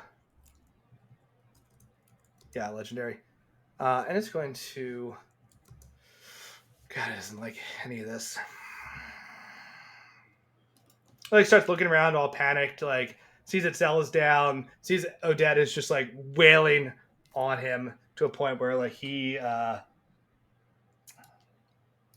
can't seem to fight very well.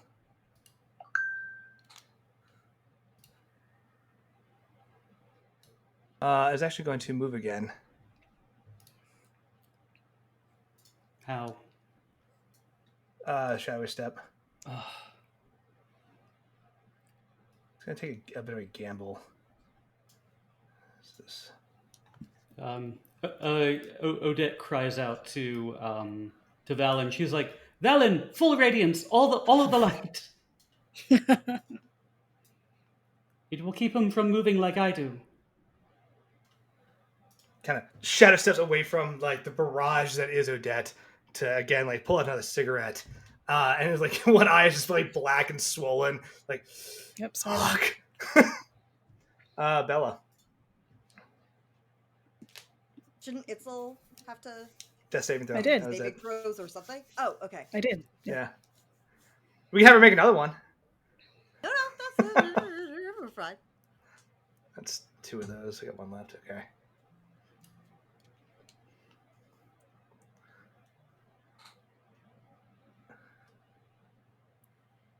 Yeah, okay. I'm gonna cast Rhymes Binding Ice. Okay. I want this motherfucker to stop dancing around. So Rhymes Binding Ice. It's a 30-foot cone. Yeah. That's a good one. What is the And DC? it's another one where it's a Constitution saving throw. Yeah. Here we go. He's out of bullshit, so that's a fail. I'm gonna assume yours is higher. You said 20, right? Because I got me to a 14. Yeah. He fails. Cool. So he's about to take 3d8.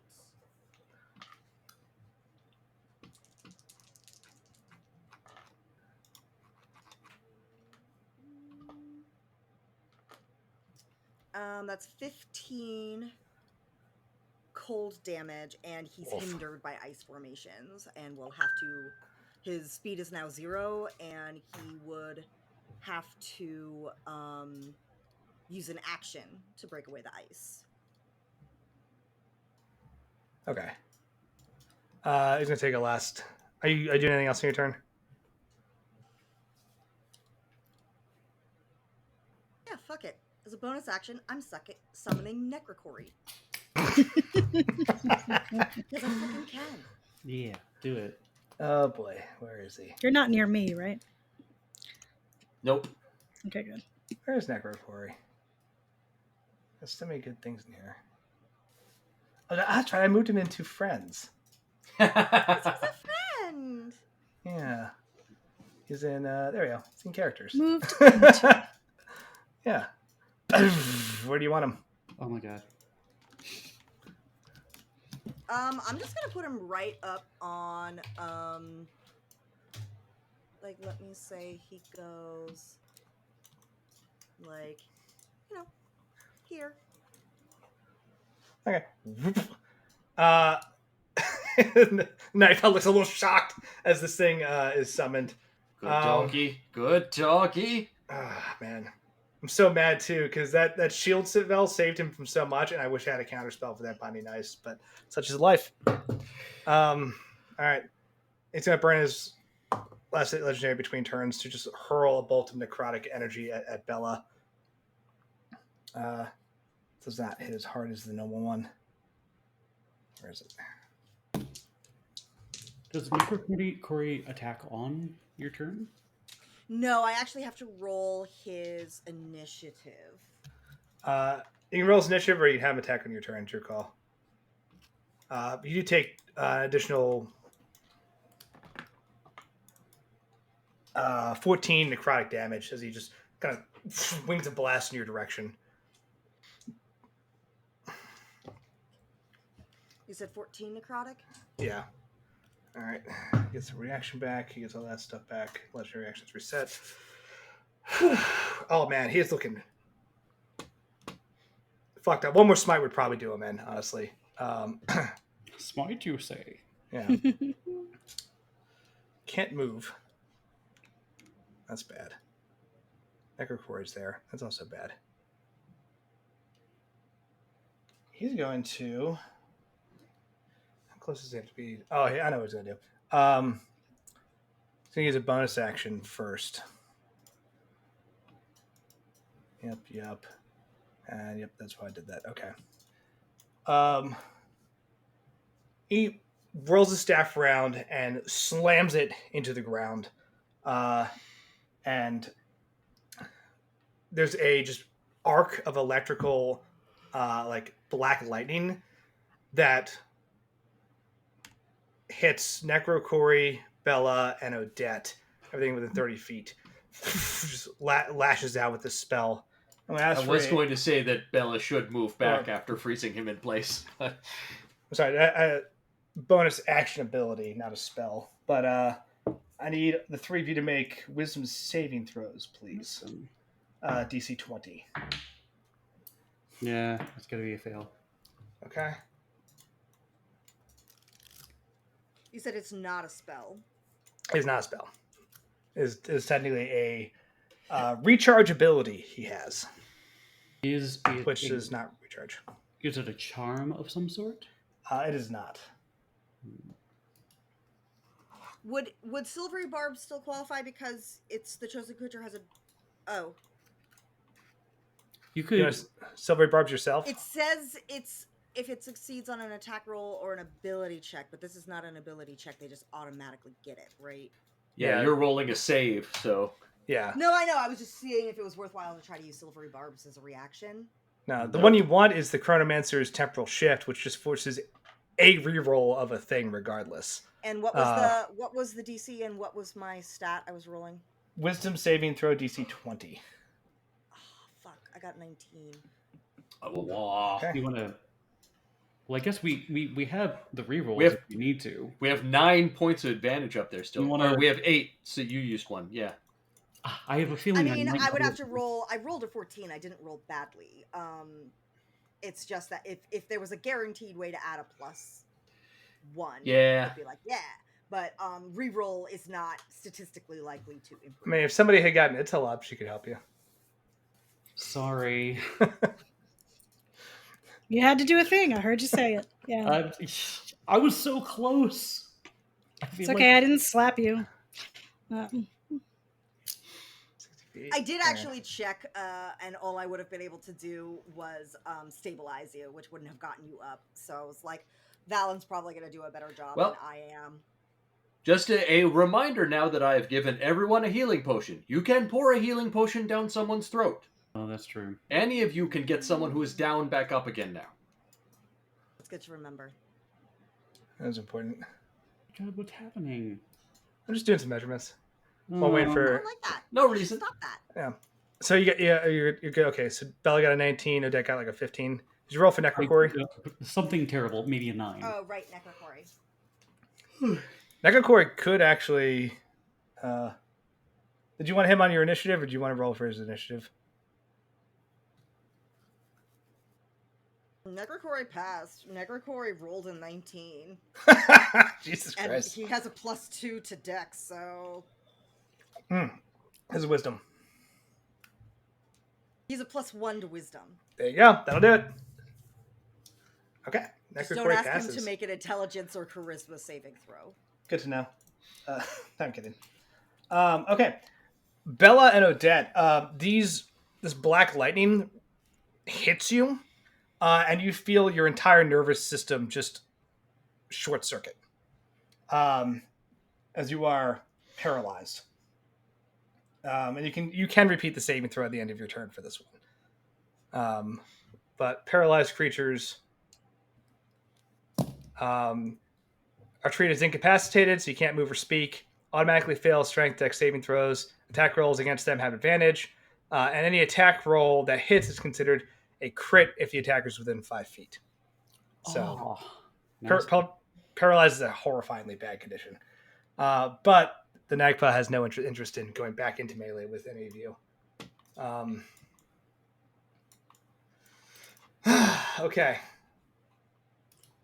What's the drawing tool? Draw. Yeah, you didn't make the cone for his ice.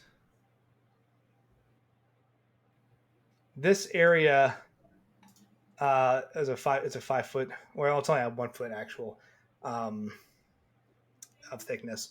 But as an action, he raises his now burnt out staff, and a wall of fire erupts across through Bella and Odette. Which prompts a dexterity saving throw. Which we can't do, right? Which you both fail. He's playing for keeps. He's gonna die in like a round. I don't know if Uncanny Dodge still basically allows me to take half damage. If you fail, you still take half, right? I believe so, yeah. Yeah. It doesn't say if you fail. I'm not rolling d20s. Holy shit. Yeah, so you'll take half even on the failure. Okay. Right? I'm looking it up. That would be features and traits. Uncanny. Oh my god. Yeah, I'll say you take half. Evasion. You are subjected to an effect that allows you to make a dex saving throw. I might be screwed. So you technically get the throw, but you just automatically fail. So I'm gonna say you take half. That seems perfectly fair. Fair enough. So Odette, 17, half down to 8. Okay. And Bella, 14. And that's fire damage as the wall erupts between the two of you and remains. So that's bonus action and action. Oh, wait a second. I think I have a ring of... No, I don't. Never mind. I was like, I have a ring of warmth. I don't have the attunement for it. Never mind. So now there's just like a standing ring of fire or wall of fire where that line is. Yes, which you are in, unfortunately. Which also means that on your turn, you'll keep taking damage until you clear the wall of fire. And I'm paralyzed. You're paralyzed, so you are at least going to take one more set of damage where you can roll to unparalyze and get out. All right, Valen. Does There's the a wall- wall block line of sight? Does the wall block line of sight? The roll's opaque. It does block line of sight. Okay. I'm assuming I'm not looking over it, standing on the top of the stairs here. Oh, I good don't know stuff. How tall these stairs are. Let's maybe redeem good stuff XP. Oh, heck. All right. What is that? That's a lot of experience it costs. Yeah, I haven't seen it happen very often. So also as a first time chat option. Good move. Okay. What's it do? Good stuff. Hey, Valen. Let's take a second. Wait a minute, what is this? No, I don't know. I missed it. I didn't see it on the screen. So we have an option where you can burn some channel points to have good or bad stuff happen to the players. And someone redeemed 10,000 XP for good stuff. Oh. That's Did what I is have the this most the whole effective. time and not know that that was a thing? Apparently. You all can't do it. That's cheating. Electric Kool-Aid. So no, that was a phenomenal Does move. pointing my holy avenger at the wall make a gap that I can see through? Here's what I'm gonna do. Thank you, Valen, Kool-Aid. There's a Thank you, moment Kool-Aid. Thank you. where you look through the chaos of this battle, right? You've been in some pretty bad fights. This one is tough, right? You have a very, very proficient and skilled opponent who you got him on the ropes, but also like a couple of your friends are in pretty bad spots, and you realize that you could still beat him and lose allies in the process, and that prospect is unsettling at the least. Let me ask, how in moments of, in big moments of dark odds, how does Valen communicate with Tempest to gain additional resolve? What does that look like?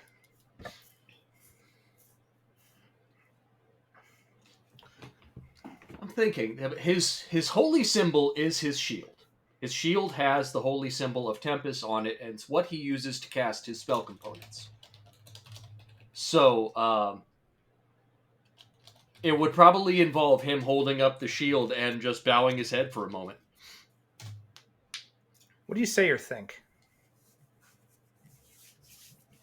I don't know. Tempest helps those who help themselves, as it were. So he would absolutely not help by interceding, but he would help me to do it, if that makes sense. So he would be like, I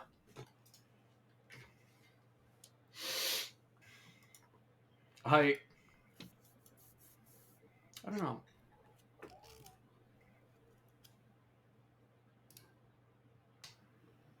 I think as you take he- that moment, he's reflecting on his belief that he has this with Tempest's backing. as you take that moment, you actually feel a warm, radiant glow on your shield.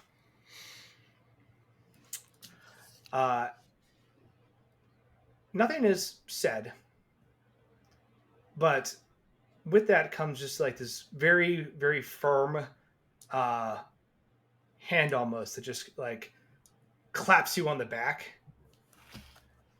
and just says, or just gives you the whole like, hey man, get in there. I got you. I'm going to give you advantage on all actions this turn. As you get just a bit of a nudge to be like, hey man, you got this. Get after him, Tiger. So whatever actions you take, you have advantage for the duration of the turn. Okay.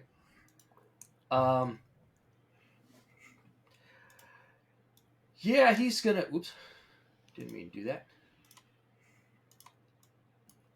He is going to ride around, and he's going to point the Holy Avenger and cast Scorching Ray at level 7. Okay.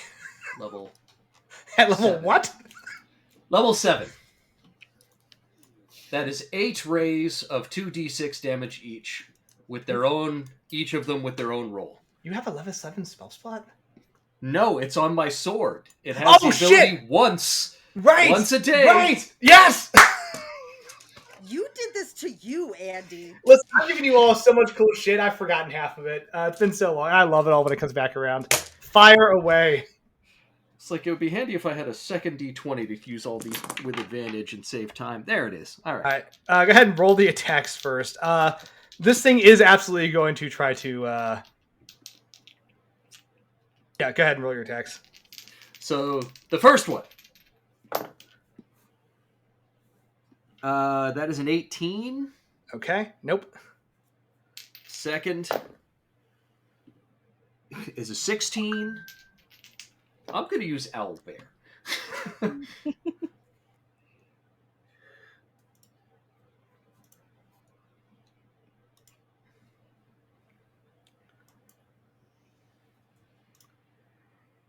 The third is a nat 20. There we go. The fourth is a 29. Yup. The fifth is also a nat 20. God dang! There we go. Thank you, Owlbear. Thank you, Electric Kool-Aid. The sixth is a 29. Woo! The seventh is a dirty 20. Okay. And the eighth is another 29. God dang. On that dirty 20, the shield spell goes up and blocks that one. But you hit 5 times with 2 crits. All right, so for the first... Holy crap. That's 3 at 2d6 and 2 at 4d6. So that is 14d6. All right, I'm gonna write a number on this little piece of paper, and I think you'll exceed it. Clear that out. Woof. 1, 2, 3, 4, 5, 6, 7, 8, 9, 10, 11, 12, 13, 14. Roll! Got so many d6s. That is 51. Okay, well that more than exceeds his remaining 25 hit points. Just describe this like just onslaught of holy light. Gruff is running down the stairs while you see Valen's mouth screaming, and it is only after he leaves the field of silence that you hear the Tempest as just balls of fire are flying out of his sword one after another, and you see this bird's eyes go very, very wide for a second, and he looks very, very scared, and then he is on fire. Yeah, there's a moment where he thinks like you start throwing these spells. He throws the shield in front of him, and like boom, boom, boom. The first couple hit, and he like just smirks at you, like whatever. And then the fourth one just shatters it, and he's like, "Oh no!" And then the rest of the barrage just lights him up, incinerates him. His cloak, his feathers just like catch fire as he is just burnt into flames and perishes. 10k well spent indeed. Thank you. Thank you, Kool-Aid. Okay. Holy crap. Is the fire gone? Can we... Fire, yes. fire disappears. You're no longer paralyzed. Odette runs up and teleports, and I cast what is it?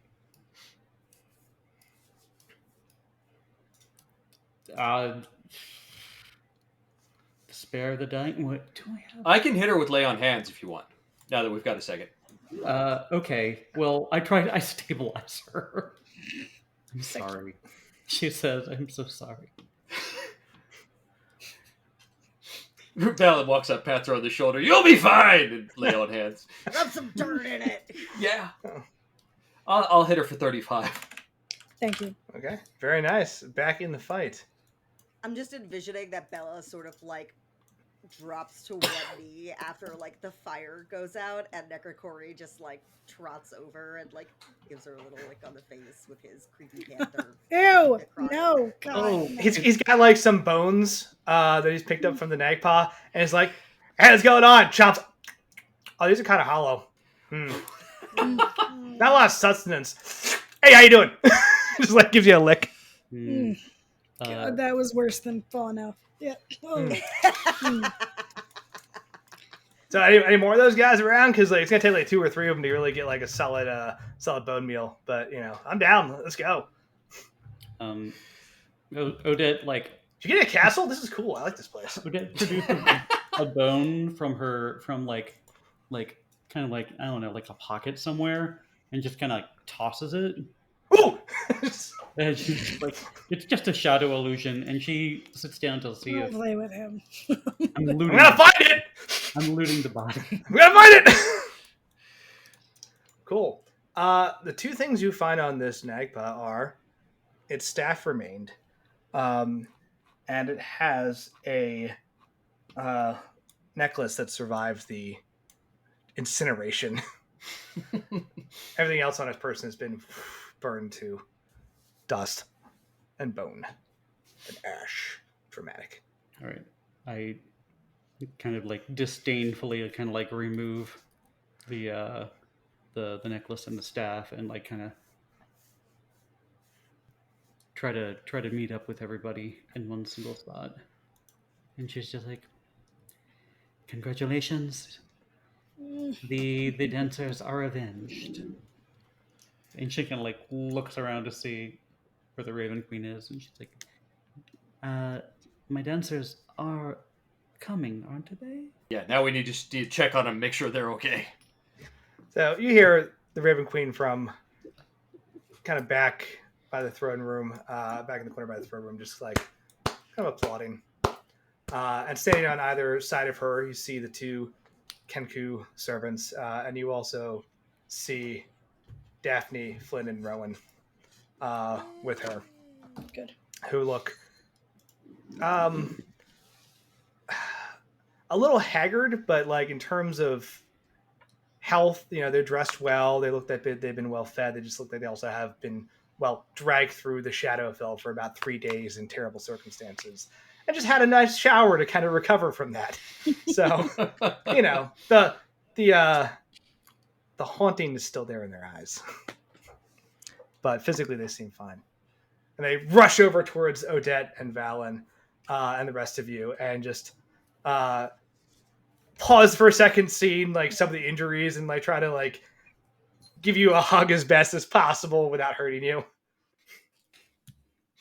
It is good to see you. Oh, we've been through so much. We need to get you back as soon as we can.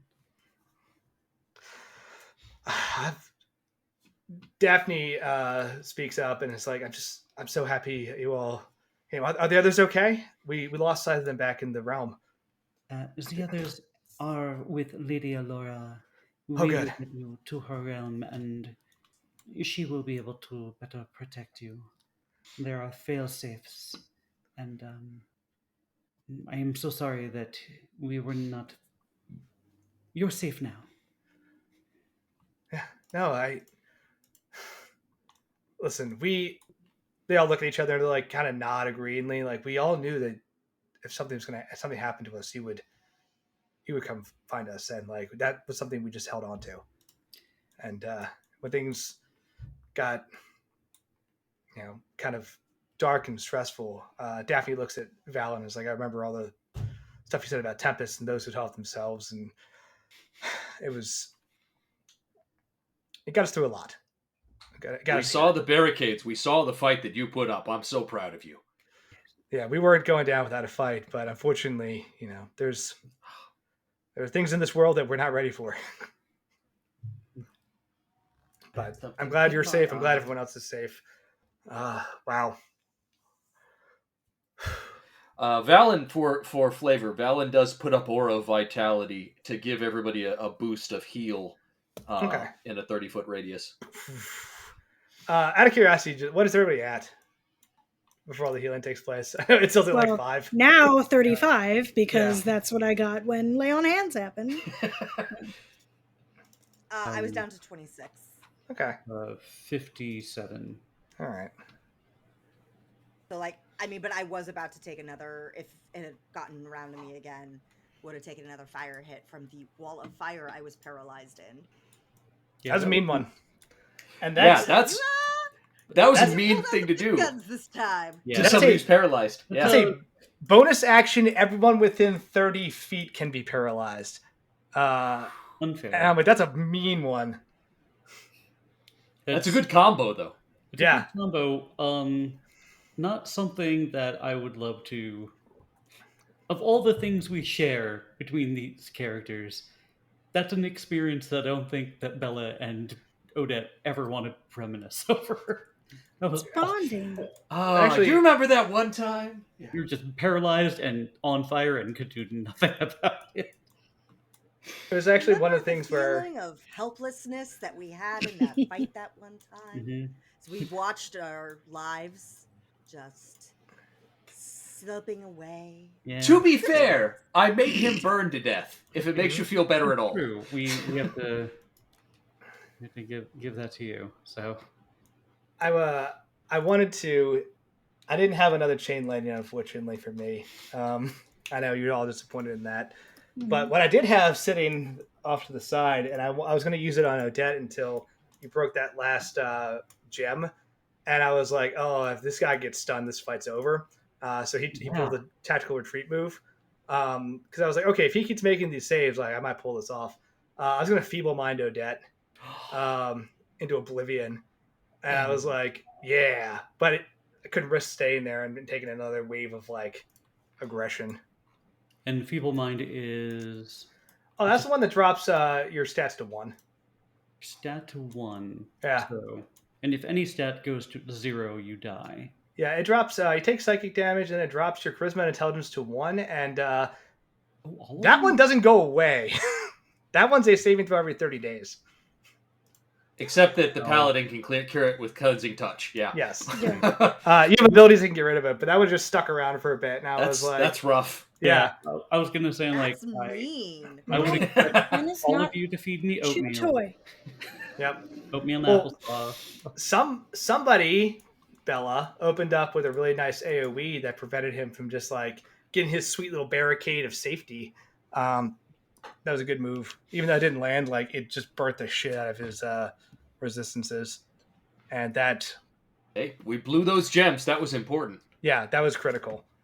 Because as long as those were up, that spell was... What you actually meant to say, Andy, was good job, Bella, on completely derailing his entire battle strategy and keeping him on the back foot for that whole fight. I think that's what you actually meant to say. What I actually meant to say was, good job, Necrocory. He's the real hero here.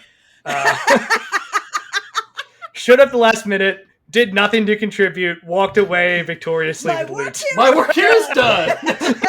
It's a tuxedo mask meme, 100%. You're like, yes, I boosted morale and had a treat. That was a good fight. That was fun. Well done. Yeah, these things are... CR 18, you said? Say what? CR. Yeah, he is CR 17 normally. I did a few tweaks that made him CR 18. Nice. But yeah, there are 12 of these fuckers. So wait, there's so you. I wasn't joking. I was like in the world, or like in the world, or like in the wings, or no, in the like world. in this building, or no, they are, but they were all terrified of the Raven Queen's power. So you know. I was in a game once where there was somebody was cursed that there would be hunted by a Tarask, and we were doing a mental exercise. What would I do if I was fighting a Tarask? And I was working through the Warlock spell list, and I was like, if you hit a Tarask with Banish, they're gone and can't come back. But they get 3 legendary resists. So you'd have to get them to fail that save 4 times. Yeah. Because there's nothing worse than like... it was one of the things I just loved and hated about 3.5 was like the spell resistance mechanic. Like it was cool, like it worked. But like if you knew how to build like good casters... You could be like, this is my champion demon lord. He's your final boss. And someone's just like, I don't know. Feeble mind, hold monster, and whatever, just die. And like, if they happen to break that spell resistance, like that fight's over. And it's like, that's cool in theory, but sometimes like you want your big bad to like have a little bit of impact when they hit. And I think like, okay, shrugging off a couple of those and then just getting demolished, I think is the actual... Yep. Yeah. That was the problem with 3.5. Level 1 wizard, completely useless. Level 12 wizard, god. Yeah. But such is life. Still, it still has a good place in my heart. But I like the changes. And then of course, Electric Kool-Aid dropping the good stuff happening, and then the 2 goddamn nat 20s. That was just perfect. Owlbear has That been was soaking seriously luck payoff for from good stuff. from Itzel for months now, and now it just finally paying it back. Yes. I still But I feel think- like if I got hit just the 4th time that I didn't miss, I could have stunned him. When but- I got a crit with the sword and rolled 6 1s on the damage. yeah, that's I got nervous with those the dual crits on Itzel, because like that Death Ray does the base is 7d6. Yeah, that was fun. So I was like, I have a lot of dice here. I kind of feel bad, but I'm also kind of giddy. I'm not gonna lie. Like, So that was 14d6. Yeah, plus an additional 7d6 for the other hit. That was not a crit, because otherwise it would have been 28d6, and that would have been too much. Too much damage. That's where we draw the line. Yeah. Yes. Yeah. But let's speaking of lines, I see there's a line to the restroom.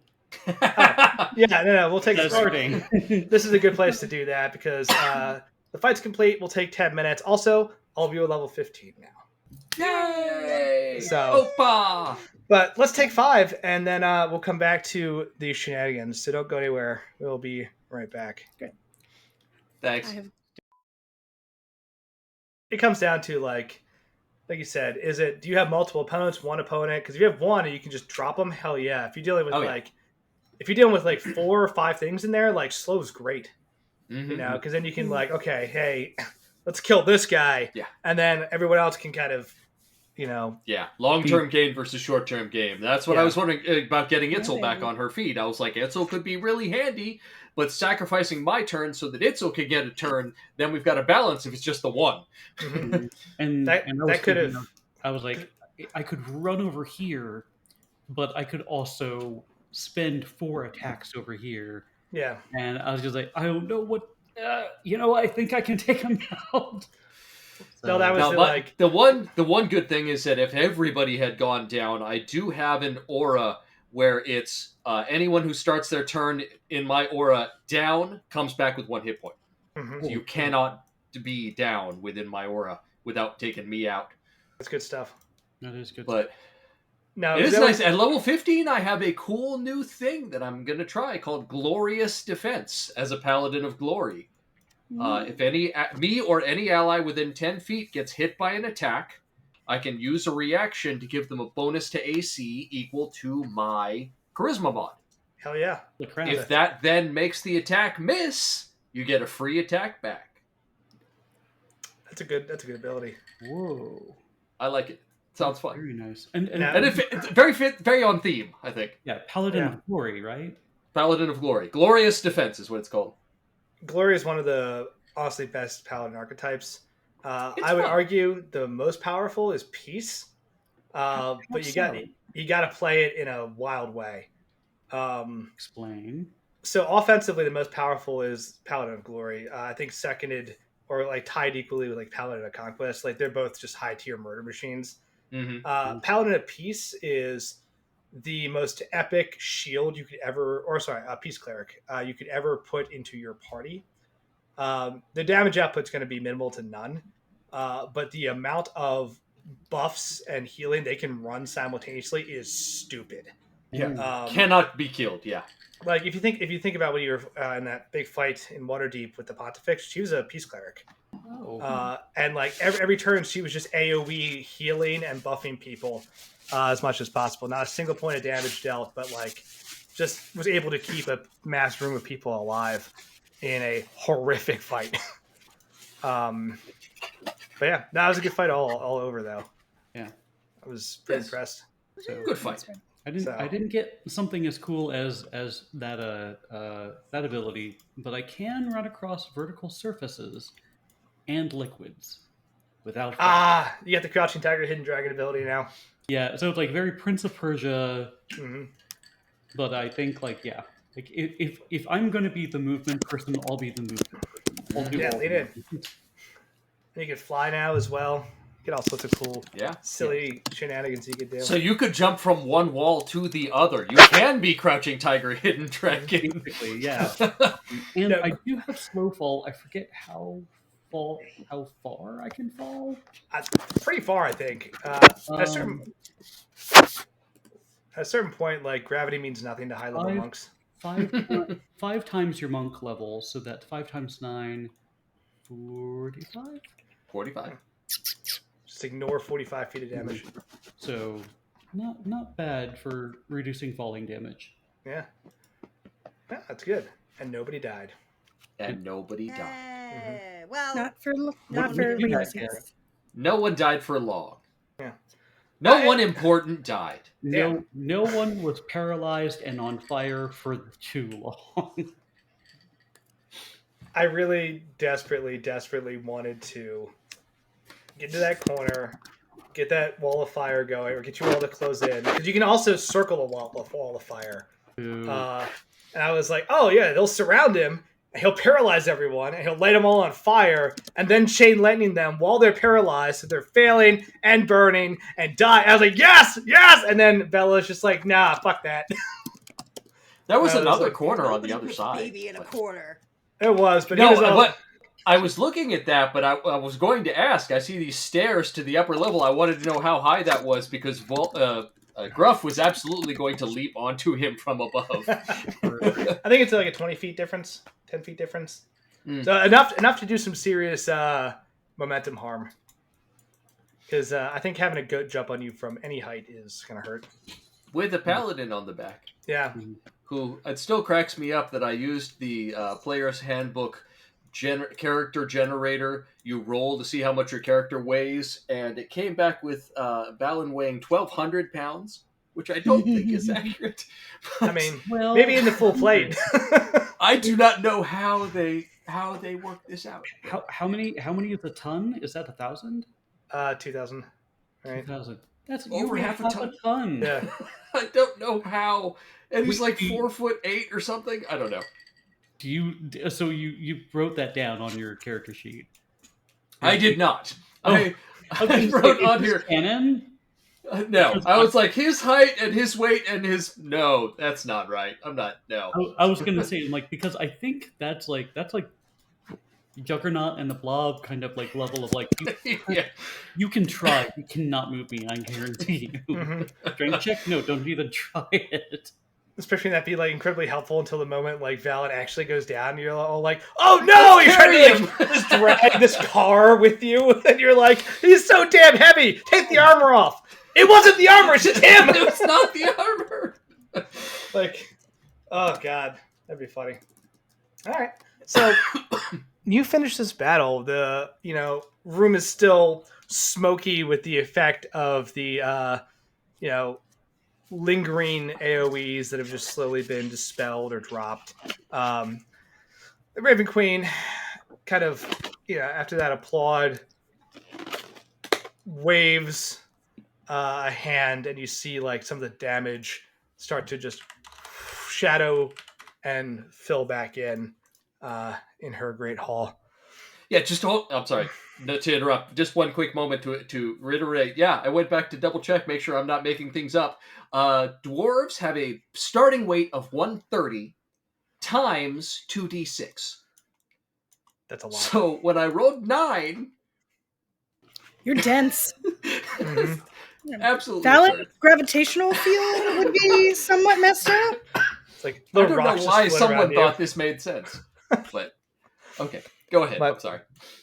So she just does some waves her hand, and like the shadows fill themselves in and start to like repair the broken stone and architecture. And she just looks at the four of you and says, "Well done. The Nagpa are not easily felled. So, what now?" The form again continues to like just shift to these different entities of shadow. Metzli and the Shar. You wish to go now? Well, we should rest. It was a challenging battle after all. Not too challenging, you know how it is. Now, you had told us that Metzley was safe at She the is safe. moment. Does that continue to be true? See like a flash of light pass through like her shadowy eyes. She says, "She's still safe. She will be for a little while, maybe a day. We Things need to are hurry, but I think we can afford a long rest. things are aware of her, Oh no. and we'll eventually find her. But at the moment, she is safe." Itzel, it is completely up to you. If we need to go now, we can go now. Flynn, Daphne, and Rowan, we will find a way to get you back. We could go with you if you need help. We would love to help. Like if Metzley's in trouble, we want to get her back. Oh, of course. And she was that Flynn, like the air genasi, or Yeah. okay, like she kind of like touches his like blue skin, and she says, She'd do the same for us. "That is not untrue." she does kind of like look at like flash like her violet eyes toward Valen, kind of like for some kind of like backup. And she's like, "But this is a very dangerous area. We would love your help, but your friends who managed to make it back in Lady Alora's realm are trying to protect it against further invasion right now, and they could use your backup more than we could." It is true. There's a moment where like Daphne looks a little crestfallen, and then goes, "Okay, if that's where the fight is, and that's where we can do the most good, then I think that's where we should go. How do we get back?" And Rowan's like scratching his like big like mane beard, and it's just like, yeah, I was actually thinking the same thing. I saw a lot of things out there in the Shadowfell. I prefer not to. Quick question out of character. Our nice Shadow Dragon friend, Shadowfax? No, that's different universe. Mine Aerith. Minerith. He had. First question: did he ask us to say hi to the Raven Queen for him? I couldn't remember if that was the thing. He did not. He cautioned you to be very deliberate about what you ask of her. He didn't say anything bad about her. He's just like, just be sure about what you're asking. Yeah, that's fair. You're dealing with something that's wild. But did he say that he would be willing to give us a ride another time or something like that if we had to call for him?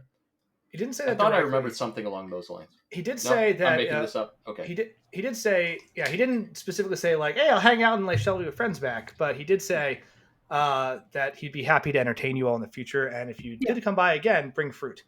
Yeah, it was like, yeah, he's willing to host us again, but we have to give him something too. Mm-hmm. Yeah. Okay. So he's very much happy to have you by to trade for, safe patches and stuff like that. Yeah. Okay. So you can try. You Queen can try to summon him. Would she be able to give our friends a quick transport home? Do we want to try to ask for that? Oh, I feel like when we asked, it was safe passage for us and our friends, right? We no, actually, you were completely correct in that. I think you may have been very specific about that wording, actually. Mm-hmm. She says, I will absolutely grant them safe passage per our bargain. If you wish them transported back to the Undying Realms quickly, that would be something very different. Mela, what would you ask? Oh, yes. Well, I guess the question, not so much what I would ask, but what is it worth to you? It's not what are you buying, it's what are you selling. Mm-hmm. Bella, you were able to transport us en masse to your home.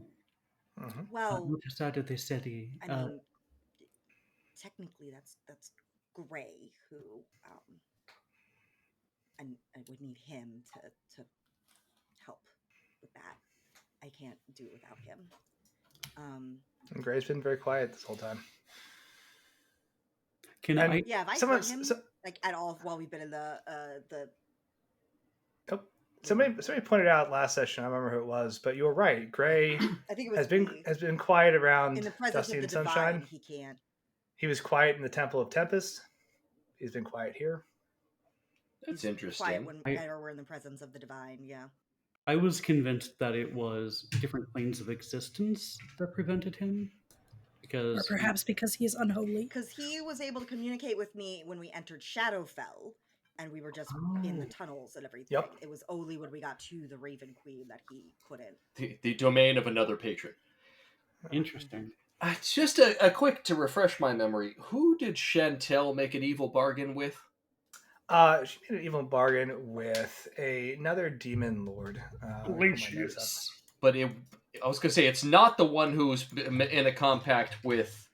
No, it wasn't Zengi. Orcus. No, This was Mermond. Manon? Mermond, the demon lord of greed and envy. Right. Do we know if the Raven Queen has any relation to him? You could ask. But Okay. you know she personally has a lot of feelings about Orcus because we name dropped that. The eyebrow went up, which was the equivalent of flipping the table. Oh, yeah. Mhm. I was going to offer her an agent of Orcus that she could question, but that doesn't... Yeah. No, Chantel's bargain was not with Orcus. It was, I think, Odette kind of... Oh. It's been a minute, but it was a personal one, right? It was... To gain power. It was very close, though, as she tried to run away from the battle at the Grand Hall during the celebration. She did speak out in, like, it was either abyssal or infernal. It was something. And she was I forget who heard it, who understood it, but they're like, hey, he was like, if I help you, will you give me power? Or something greedy. It was the equivalent of, hey, I'm here and I don't work for your boss and you don't work for my boss, but like our bosses know each other, and if you don't fuck with me, I won't fuck with you. And they were like, all right, fair.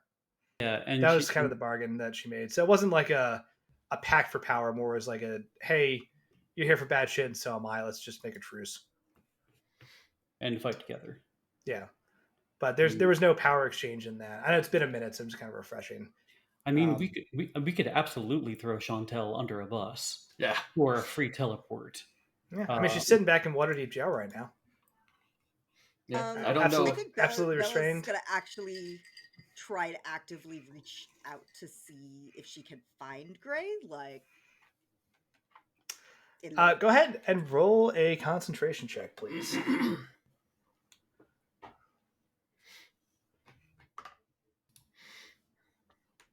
Do I add anything to that? Yeah, it would be Constitution, and if you have Warcaster, it'd also be proficiency, and I think you get to double it for advantage. So that's only going to be a 14. Okay. You focus very deliberately on this pendant, and it does get a faint glow, and you can hear from like almost like a far away, echoey and staticky area. Gray does respond. I'm gonna try to ask if he's the one staying away, or if it's the space we're in that does this. Bella, are you all okay? Is that everything? Where are you right now? Are you still with the Raven Queen? Yes. Okay. You didn't make any bargains, did you? I mean, we made a little bit of a bargain. Okay. We had a little bargain as a treat. What would be wrong with making a bargain? Just got to know what you're getting into before. It doesn't matter. You're safe. The That's the irony big of that thing. statement. You can trust me. You just can't trust other shady people. Come on, he's family. Yeah, he's family. Family. He wouldn't do anything to hurt you. Of course not. To be fair, Gray has never hurt Bella. Directly. That she and can remember. psychologically is a different issue. We're not tracking psychological damage. That doesn't get tracked in HP.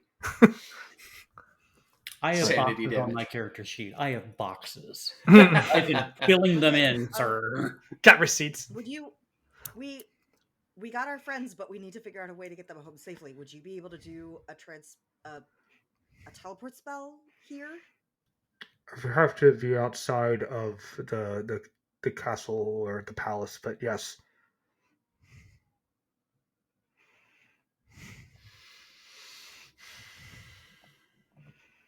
If you get us across the bridge, I remember that. I saw that much. On the other side, I could do anything you needed. Okay.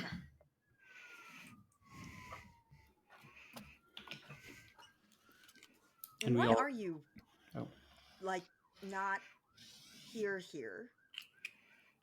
while we're what makes you go away? Yeah, Gray, what's the problem? Mm-hmm. Sorry, is that Itzel? Put her on the phone. Yeah, put it on speaker. I got Yeah. plenty of thoughts. She got something to say. Nah, but Grace says, nature of the artifact itself, it's when in the presence of other types of magic can be either amplified or minimized. This is the case where it's minimized.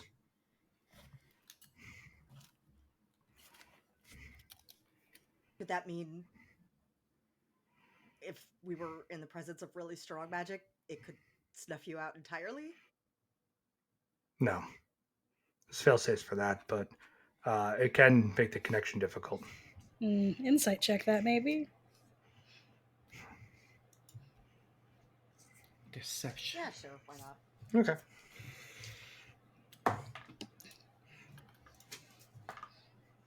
Because it'd kind of be fun if, like, we came across Zangi and Gray didn't get to be there.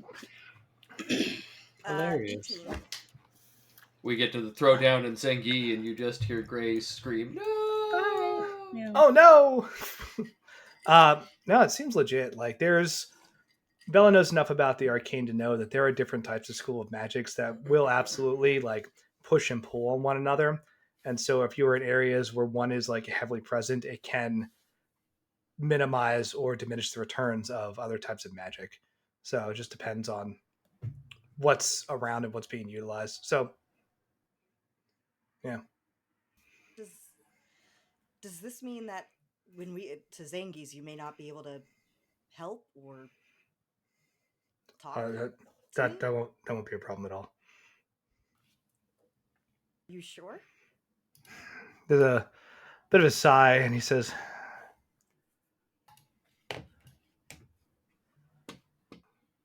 "Well, I'm not entirely proud of this, but that's where I built this."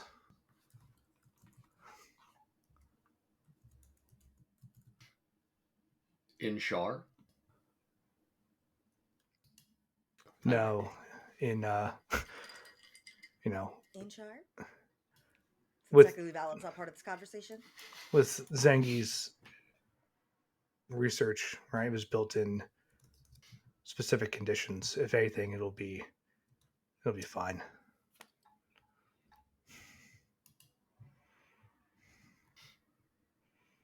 It's going to be that scene from Hook does where Zengi know what you Tinkerbell gets to did, grow Gray? full size. Sorry, I couldn't hear you further back there. What were you saying, Itzel? Yeah, everybody that's like no backseat conversating.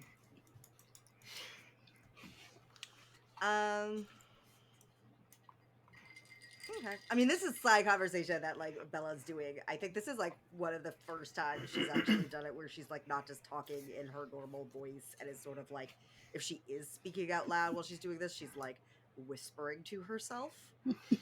Excellent. But he says, yeah, if you take them across the bridge, we can we can get them back to the Undying Realms or wherever you need them to go. We'll take a little extra preparation given that we're moving through plains, but we can do it.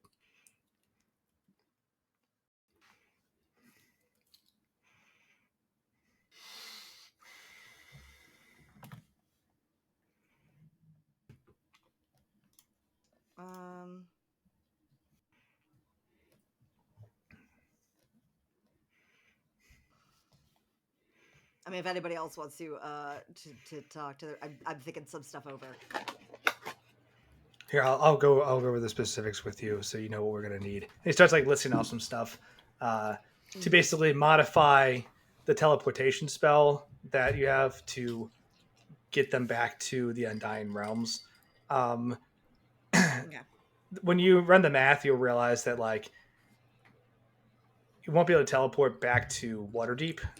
That's too much of a lift for the current mechanics of the spell because there's too many layers of planar shift involved. But there's just enough crossover between the Undying Realms and the Shadowfell that it's not a full plane shift. It's like a weave between a plane shift and a teleport, so you can get them back to the Undying Realms. But you'd have to be in the Undying Realms to shift to teleport somewhere else on the Sword Coast.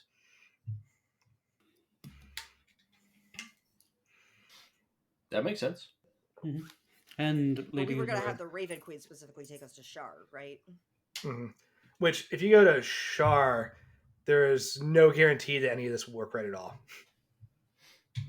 Right. Because of the magical flux. Gray wants you to step outside with them, and then we'll come back. Is Gray telling that he wants you to go with, or will he be able to take just them? You can go with if you want. You don't have to go. As the caster, Okay. you can choose who's going. I was just making sure I was keeping up. Yeah, and there is a just dedicated teleport circle in Lady Alora's sanctuary, so in the safe area. You just can't cast it in the Palace of Memories, which makes sense. A lot of strongholds have that same. I mean, that's the same thing in Waterdeep when they lock down teleportation, right? They have the ability to basically put abjuration in place to stop people from just showing up and being like, "Hi!" and start stabbing people, right? Nobody likes that. That's why the Demon's Plane shifted in, because that one's harder to stop. Yeah. What's everyone else doing? I think Odette is licking my wounds. I was going to say that Valen is sitting with Daphne and the two other dancers, and they are animatedly explaining the fight, what they were doing, and he was like, "Oh shit!" Yeah, they're describing like as the fight went down to the south, they built the barricades. And they were able to repel some of the shadows and other like undead that came up into that area. And then the whole area cleared out, and they thought they were victorious because the fighting moved south. And they heard they saw the explosions. They heard more people joining the battle. At one point, they saw like trees walking off, and they thought that was all. They thought everything was going to be good. And at that point, that's when they were attacked by the Nagpa, and like half the group was paralyzed, and like the fighting like commenced, but it was very short to the point where they realized they were just overwhelmed from a direction they weren't prepared for, and just by the time they knew what hit them, half the group had been kind of like just thrown back from the force of the attacks. The other half had been like just paralyzed and grabbed. But he is listening to their wins against the what zombie horde or whatever that was attacking them. Yeah, he's very excited. They held out for a decent amount of time against like the exploding zombie horde of nonsense that was brought up to take over that area. And you actually start to realize that the reason why they held out as long as they did was because when you all showed up, the forces shifted south. That makes sense. And they did not get overwhelmed. Did we decide we were gonna rest here, or are we gonna push straight on? That's a question the Raven Queen had for all of you as well. I said I would take you to Shar.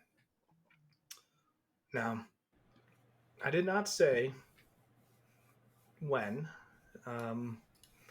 One could say immediately, but given your performance and kind of eyes linger on Odette for a brief second, the nature of your companionship, I'm happy to let you rest for a time before taking you. We would Wow. be most honored, Great Queen. I would say that it is up to Itzel. We know that she is out there, and we know that things are taking notice of her. How quickly do you wish for us to move?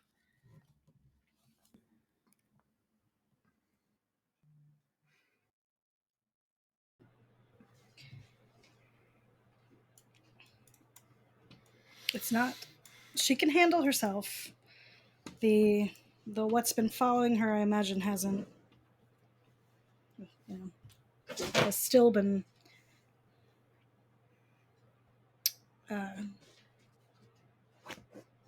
Been pursuing her this whole time. I am not fantastically well at the moment.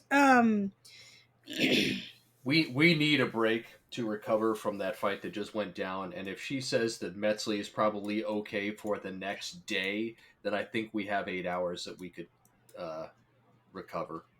And I will add, while you're all very competent warriors, Shar is something very different. It is best to be prepared going there.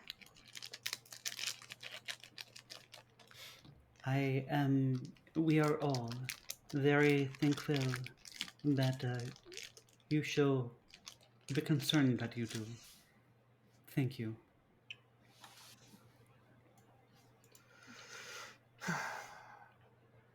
It would be a misfortune. It would be unfortunate to lose the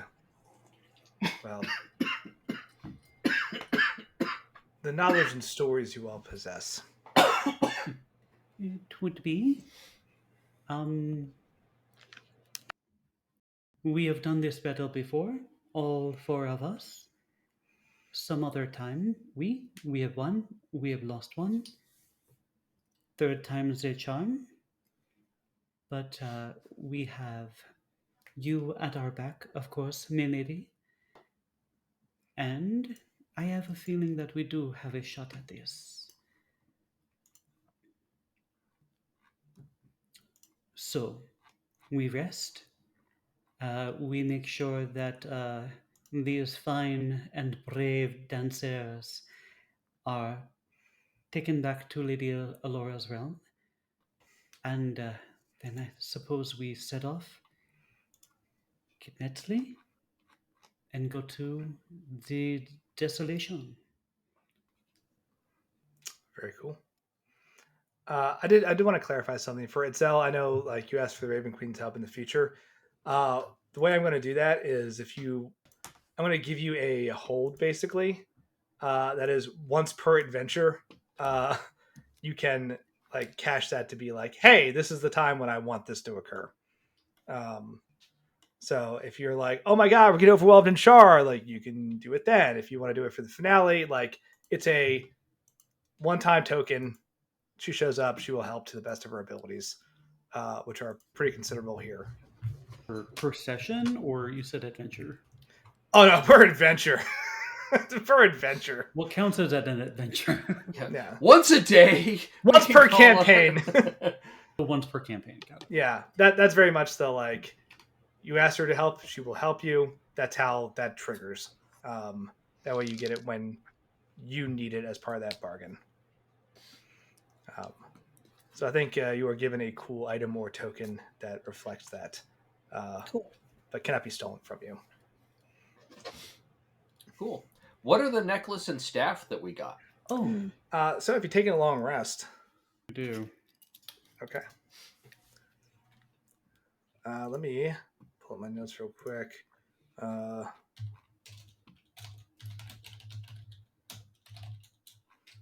Sorry.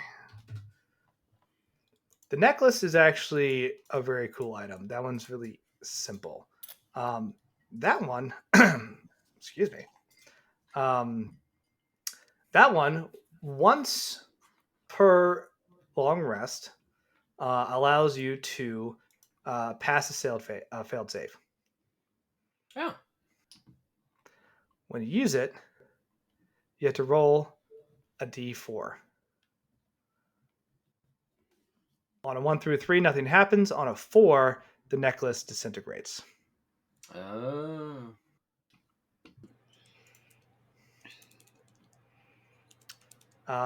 The staff. That's not the one. Hold on. Gotta pull that up. It has a few more shenanigans on it.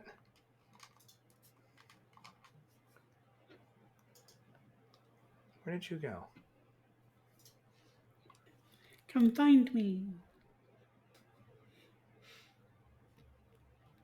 That's not it. What else is everybody doing while you're getting settled in for this long rest? Do we get to go back to our happy place that she brought us to when we got here? If you wish, those are still here. Those were gifts. Itzel's gonna offer that everybody can hang in her cool greenhouse bit. I was going to say that we should celebrate our glorious success and have a nice big banquet party at the table that we had over there Were they? Special table. because it was covered in food. Oh yeah. Odette says, "You don't want to come to my room. There's a lot of pressure involved." The music starts almost immediately. There's a lot of pressure. Although there is the backstage. It's not too bad, but I think the banquet hall would be good. Or tell us more about the area, your special room, Itzel. Oh, the Raven Queen had created a beautiful green space for me that kind of looked like a solarium or a conservatory or greenhouse in the palace, and that it had been filled with a running stream with beautiful fresh water, and there were lots of fruits on the trees, and peaceful, green, full of life. Well, no matter what, I think that we all and our friends who we have rescued should take the evening to celebrate the glorious victory that we've just had, the culmination of everything that we've been trying to do up until this point, rescuing our friends, getting to Metzley, getting the help of a goddess on our side, getting to the desolation of Shar. We're here. And this is something to celebrate. And we destroyed, well, you destroyed the kidnapper all in this process. That's right. We're celebrating. Fuck that guy. I think that is. I am excited.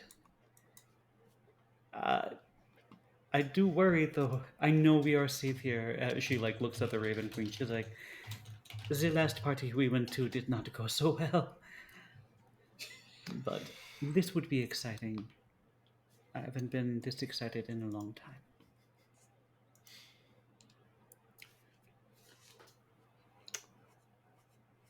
All right, there's the staff. Oh no, it's too long. Ask the Raven Queen, do we have any music in here? I have archived music of all kind across all genres and across centuries. What type would you like to hear? Something celebratory. Trap music. No. Something to celebrate the brave warriors who fought for their friends in the Undying Realm. Perhaps something with a heavy drop. Yes, of course. The Raven Queen. She just drops the end. Victory is yours. Dun, dun, dun, dun, dun, dun. Yeah, no, there's a variety of music available. The And Raven Queen. Love it. just happy to basically just let you play, like waves a hand, and there's just like options for music that appear. A jukebox. Yeah. It's actually all sheet music, but if you were to pick one and like hold it up, it'll light up and start playing. Nice. Going to resist the urge to just like run my hands over all of them. The staff is in the loot little section of the Discord, by the way. So whoever wants to take that, not monstrosity, you are welcome to go nuts with that. This sounds like an Itzel kind of thing. Yeah. For those of you playing along at home, this is a modified staff of power. It's a little quarter staff, gives +2 to bonus to attack and damage rolls made with it. Also, while you're holding it, you get +2 bonus to AC, saving throws, and spell attacks. It's got 10 charges. The charges can be used on a variety of different spells. And also, if you decide to break it in half, it can explode and kill a bunch of people, also potentially sending you to another place in the world. Oh man, I'm glad Valid resisted his initial urge to take the staff and break it over his I was waiting to see, because there's a 50% chance if that staff is broken, you plane shift to another plane of existence. Either you plane shifting to avoid the explosion, or you live with the explosion, which is based on the number of charges left, as it kills everyone else around it. I'm sure that would be fine. It is a wild item, and how you possess it. Mm. So that is just tossing out cones of cold and fireballs. Could be fun. Hold monster? Yeah. Raven Feeblement. It's pretty good. And this is cast at what level? It's going to be based on using your spell DC and attack bonus. But the level magical item cast is the level in you acquire the spell. So you cannot upcast the thing. Oh, I see. So like Fireball's third level. Magic missile is 3 missiles. So. Yeah. Got it. But still, it is a lot of options and utility, right? Yep. There are certain things you can like slam more charges into it to have it upcast. This does not have that option because it has other cool benefits by simply possessing it. Well. And also, if you bonk somebody, it does some extra damage too. You can burn charges to deal extra damage. Yeah. Looks like something out of my wheelhouse. Valen, I think it's up to you to take it. Yeah, it's a good. I was going to say, it seems like an Itzel kind of thing. Or if Bella wanted to lean more into Sorcerer to replace her Pact Blade, this staff seems like it would be pretty cool. Necro Corey's just like, I couldn't find that bone, but I see you got a big stick. Can you throw that? I found a stick! Look, I found a stick! Just waves it around like fireball magic missile, like, I love this stick!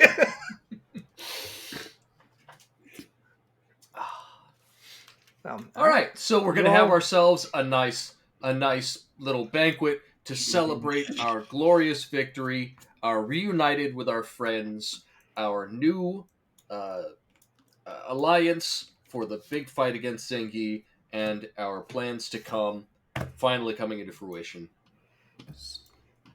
Everybody else is super tired. Paladin is like, come on, music, food, beer. I just want to take a nap.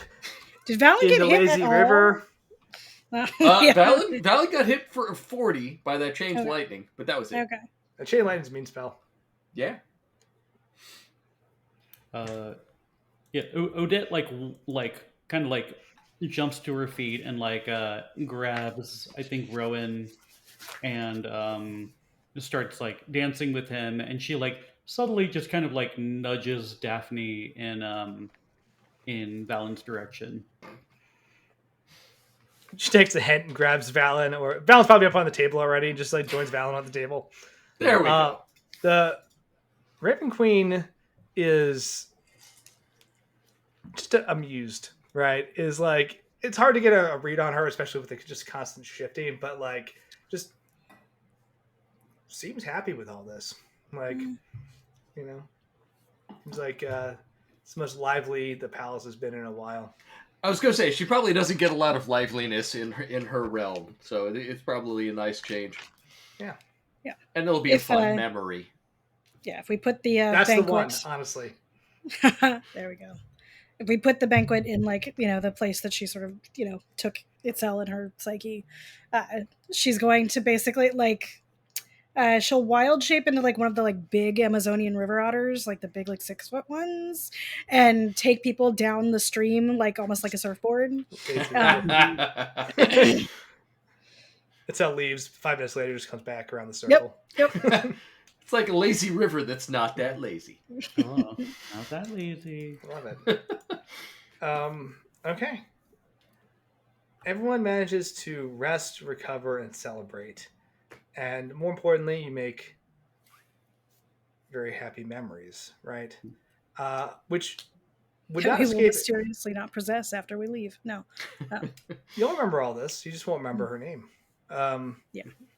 But you do notice, as especially Bella, I think you notice if you take any time to like relax in your library room that was made for you, every time like a big like event or thing happens here, another book actually like materializes and archives onto the shelf, as like these events and these memories are being recorded, right?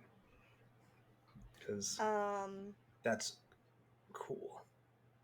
I think at one point when Bella's in the library, she's going to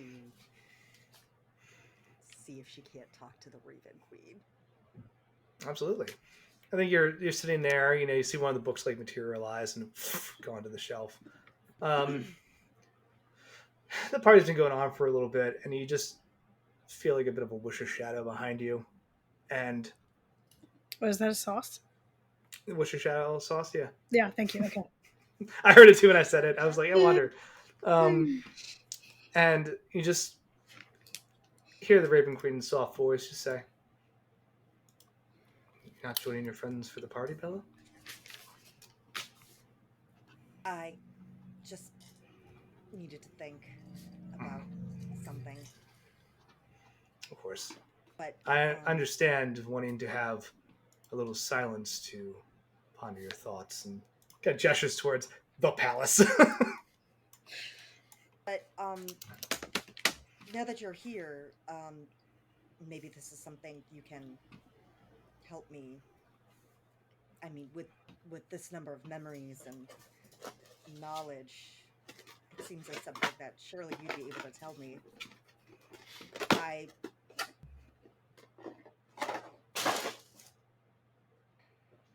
So I have a brother, but I also don't have a brother. He's in limbo. And That's one way of saying it. You asked me when I came here if there was something I wanted for myself, and I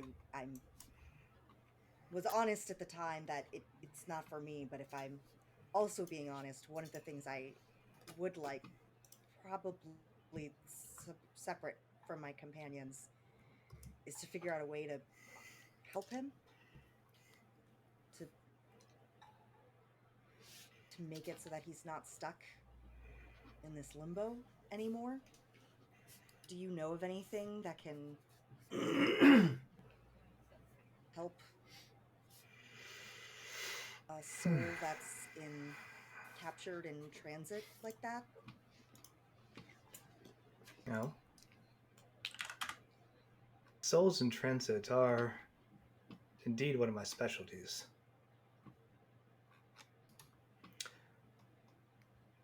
But why? Why do you want to help him? I mean, he's my brother. Of course. In his own way, he's been trying to keep me safe all these years while looking for a way to fix mistakes that we both made long ago in helping Zangi when he was first rising to power.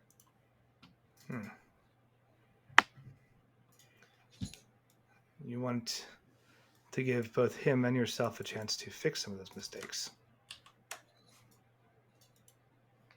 Yes.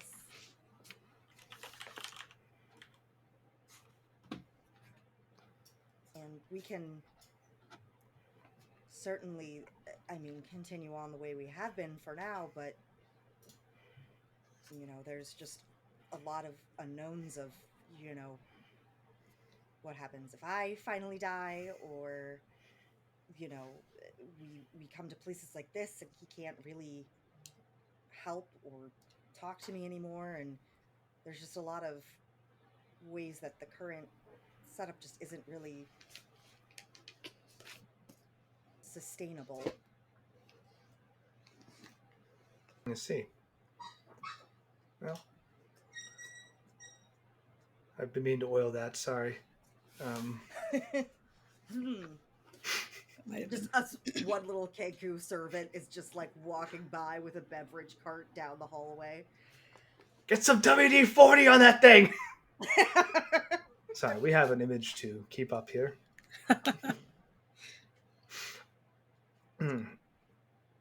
Well,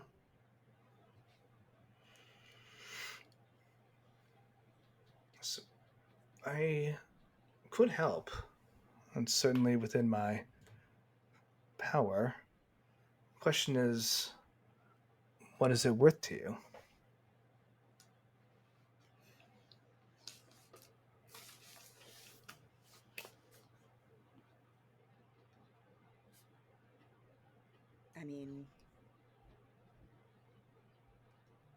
Quite a lot, if I'm being honest. I couldn't do anything to hurt any of my companions or put our mission in jeopardy, but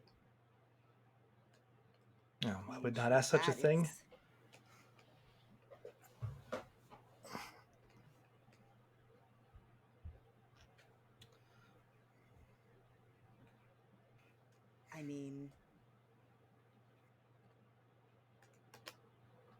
If you could really help me help Gray, then I could I could swear service to you.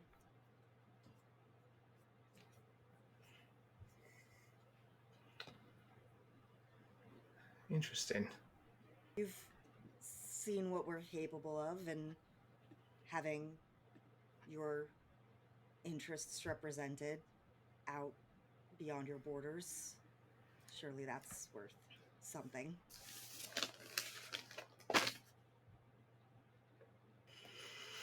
Let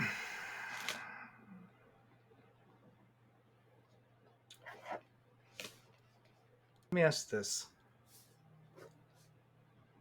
When you do finally confront Zenki, what do you intend to happen? I suppose we hope to kill him for good, so that this can't happen again, so that no one else has to die because of our mistakes. Intend to kill him.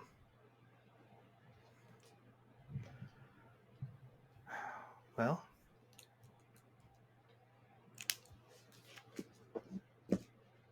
I would hold you to that.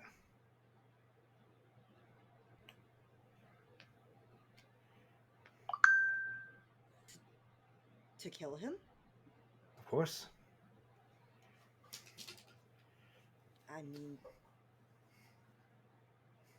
If that's all you ask for.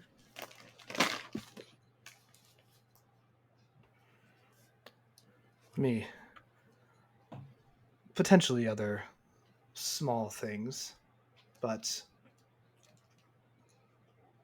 all in the service of eliminating Zangi, of course. That is what I would ask of you if we were to make this trade. I could certainly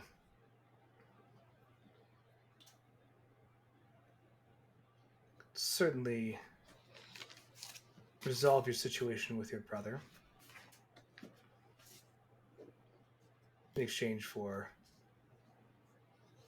well, servitude. I would call it collaboration until Zangi is destroyed, at the very least.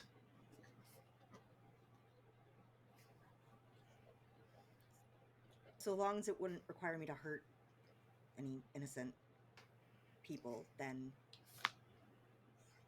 yes, I would agree to those terms. The only person or people that will be hurt in this endeavor are anyone that stand between Zengi and his death. And I doubt there will be innocents in the way.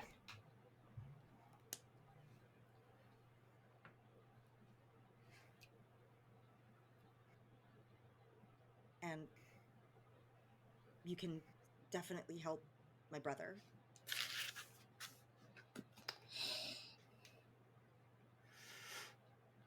I could forge him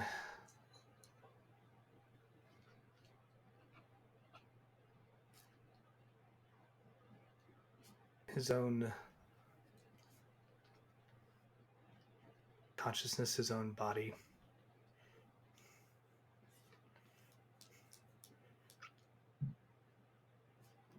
Free and separate from yours. Now, she points at the amulet. She says, there may be some complications, given that there are fractures in his spirit. Complications how? Would No. it hurt him? Would it No. be a risk to him?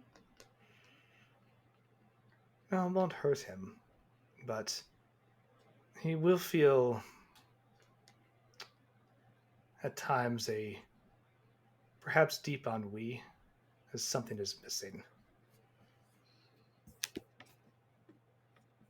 Like Now, a conscience. the good news is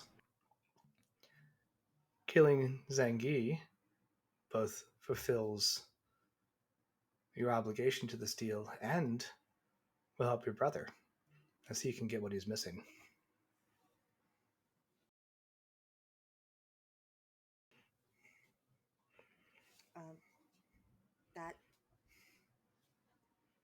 That sounds like a deal I can live with.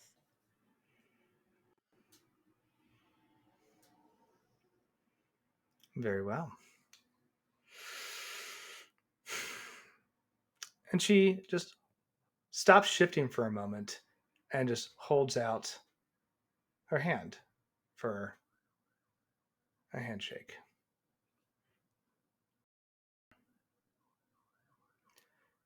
After a brief hesitation, I will grant you my power, and you will destroy Zangi. In return, I will give your brother his own life. Yeah. After a brief hesitation, Bella's gonna reach out and take her hand and shake it. Okay. You feel a just snap of binding and power as the just eldritch and arcane energy of the Raven Queen just washes over you. You realize quickly this is power that has been damned and has been allowed to trickle and flow. The full amount would be overwhelming, but it swirls around and sinks into you. And as it does, your necklace just kind of floats up and over your head, and the Raven Queen just gestures at the shadows, and you see just the dimming of like lights in this area as she pulls in this almost strange like shadowy forms that start to build a humanoid looking presence. And the necklace floats over onto that presence, and then from feet to head just begins to fill in with solid, real flesh and blood and person. And after a moment, the shadows fade, the lights return to their dim setting, and standing in front of you is your brother, holding this necklace. There's an image of him in the Discord, by the way. How unhappy is he right now? He looks at his hands and looks at the Raven Queen with just an expression of awe, as she continues to just shift the shadowy forms, and looks at Bella and doesn't say a word, just hugs you. And a very real, very solid gray, boom, connects with you. And he just says, I just, it's so nice to feel something again. And just hugs you. Thank you. Yay. I know you said no deals, but well,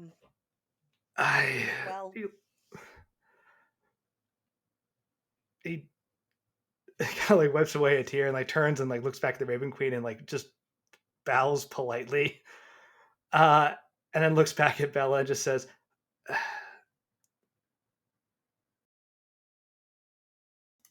to be fair, this is not something I considered. I didn't think it could be done. well,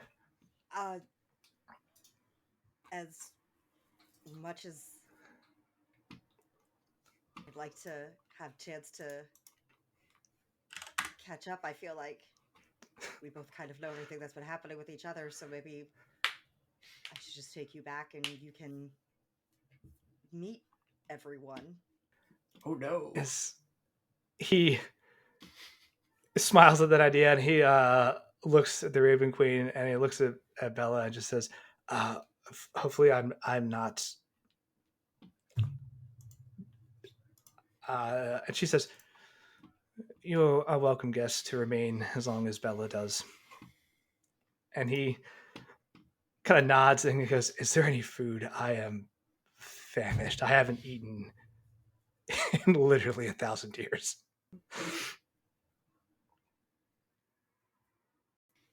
Yeah. Is that how long he's been cloning Bella? 1,000 years? The first Zengi incident occurred nearly 1,000 years ago. That's why when there's some of these like sessions that require like, oh hey, here are these materials. It takes a long time to make. It would take like almost a year or a decade to make this, and he's got like 50 of them. It's because he's just like, oh, okay, what the hell's a decade? I don't give a shit.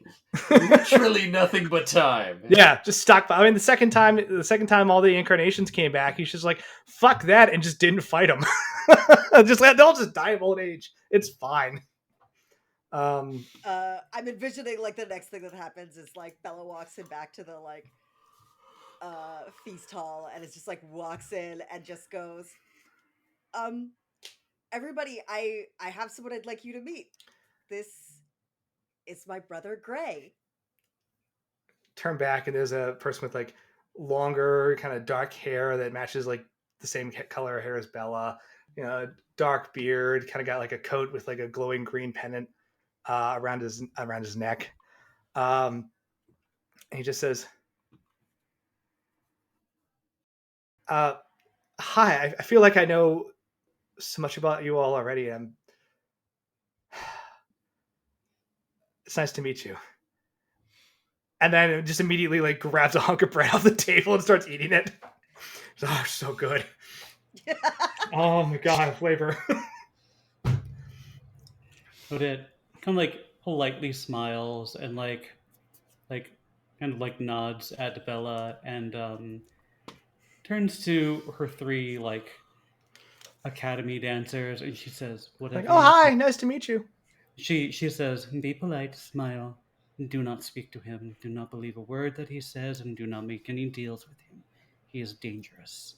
And then she says, "Smile." And then like turns around and they're all like and down then their line. Hey!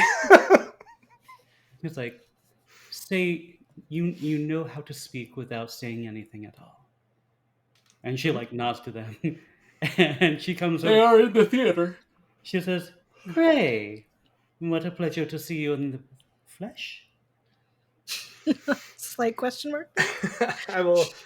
What I'm gonna do is I'll cut there because that's actually a perfect like moment to deal with what happens next.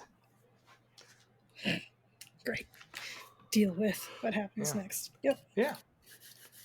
Gray's got autonomy, baby. Let me get his character sheet out. We got a little pop up. Guys, It says, I just got us another ally in the fight against Zingy. yeah. Ally.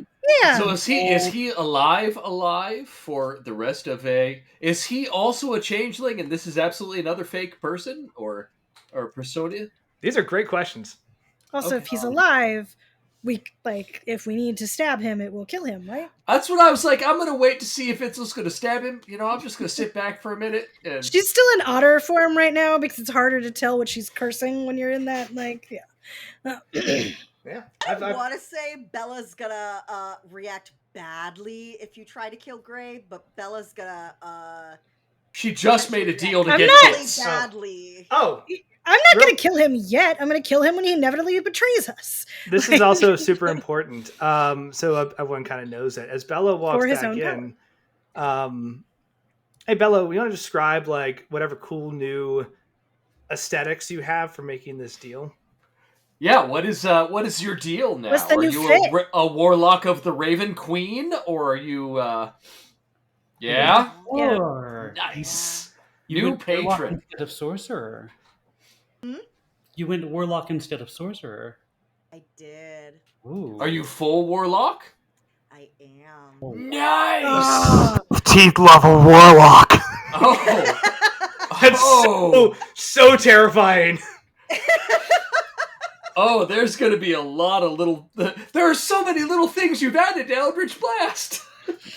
Eldritch Blast. It just yeah. blows a hole in the earth. It's like, yeah, that's the one. It's gonna be interesting, completely relearning how to play my character since I just lost a whole bunch of the spells that I've grown to rely on with that little shenanigan move right there. But got a cool staff that could probably fix that. Yeah. R.I.P. You now- R.I.P. Necrocore though. Mm-hmm. Oh no. Or does the little raven that's now sitting on Bella's shoulder have something real familiar about the eyes? Oh no, she went back to the chain. Hey guys, I'm a bird now. It's real cool. Although I still kind of like we get used to this wings thing, but like flap. I'll get that. There's just a whole bunch of chittering happening in the stream right now. The best part about being a bird is I get to be around whenever I want. It's really cool. Odette would go so far. So this is actually not Chicken nuggets. Pact of the Chain. I will clarify. That is specific to if you are a warlock of the Raven Queen. Right off the bat, you have a Raven familiar that is your minder, like your connection to the Raven Queen. Little buddy. So that's the cool. Like level feats that a warlock gets is instead related to the Raven. Honestly, this is real great because, you know, before Bella would summon me, I would just sit in the book and just like drifting in like an endless abyss of just nightmares and horrors. But like this is actually like nice, you know. You got music out here. Hang out with us all the time. Oh, there's bread. There's bread.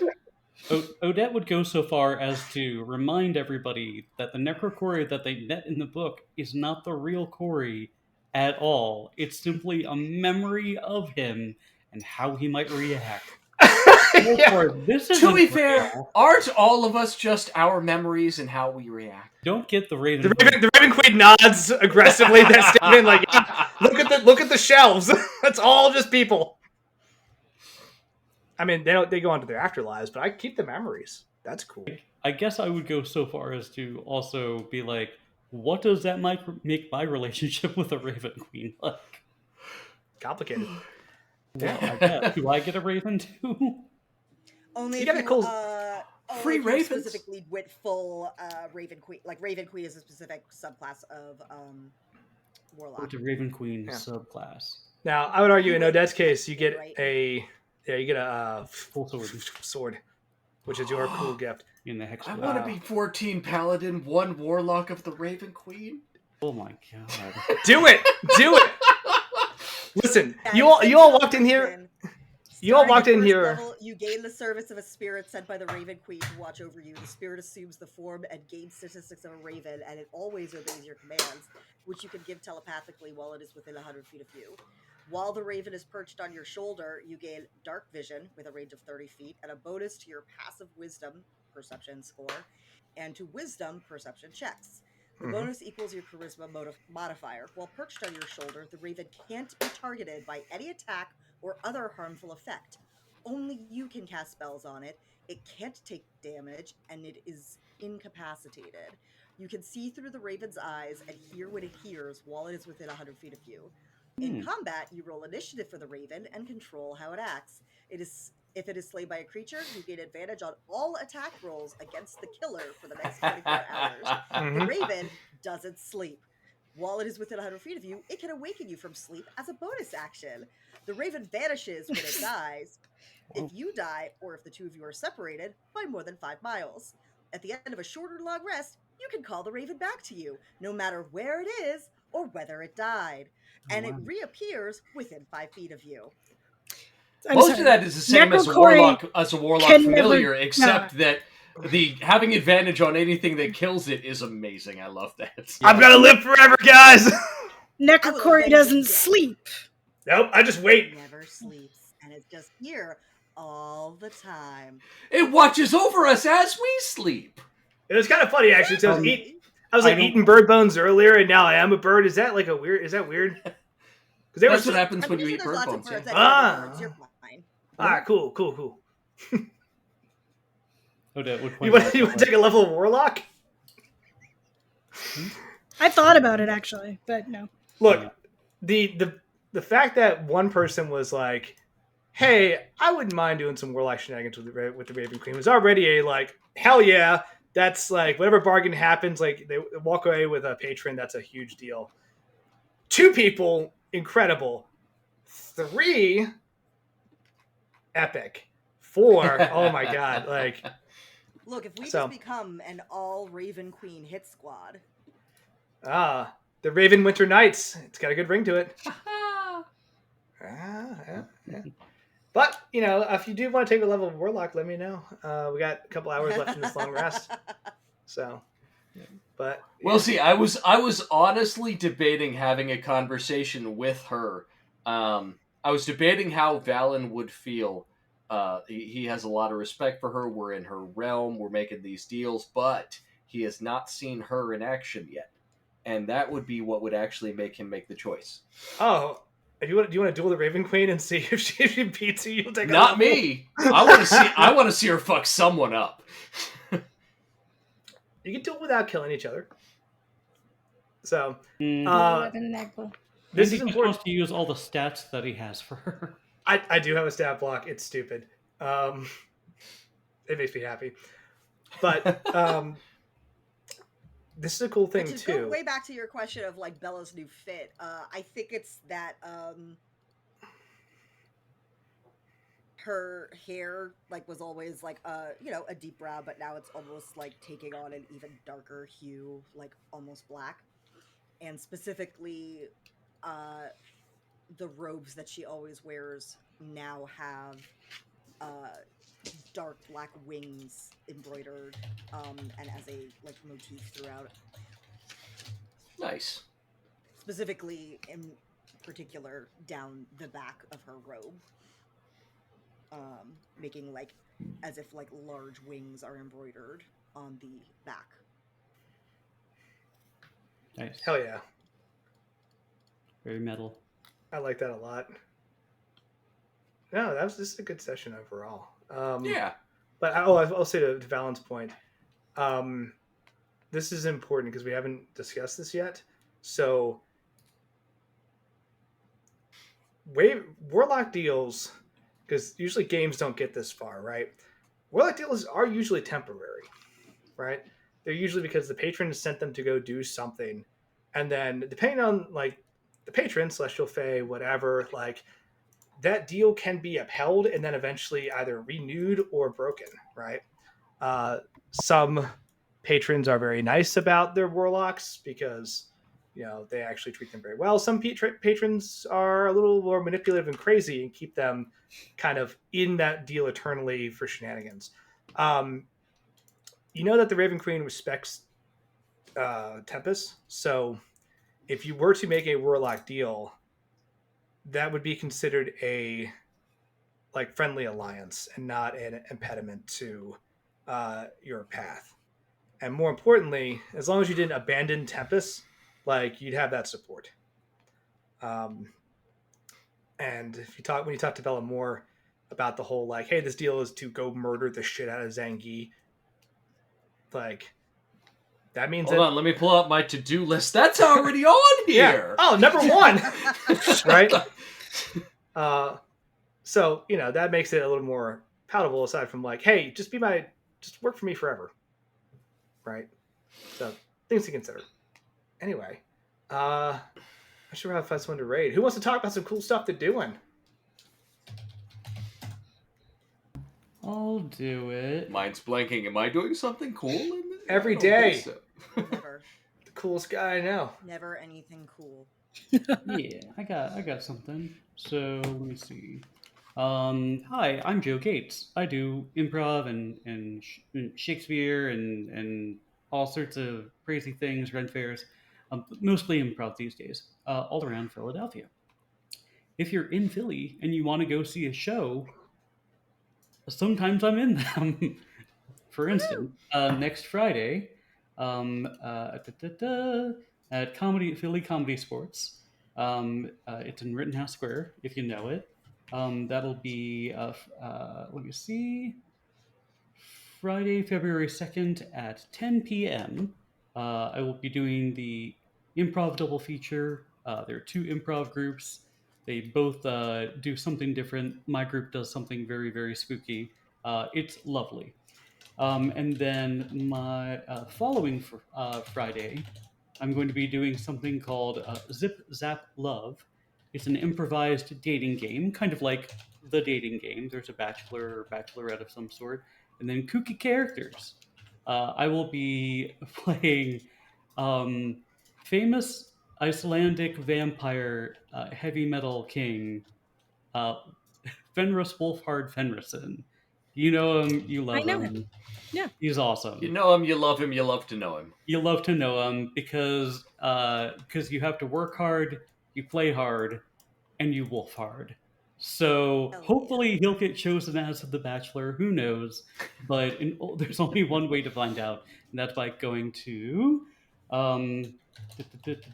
Crossroads Comedy.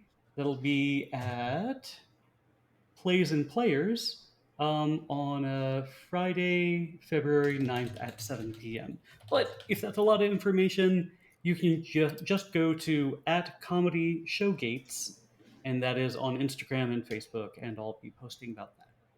And that's it for me.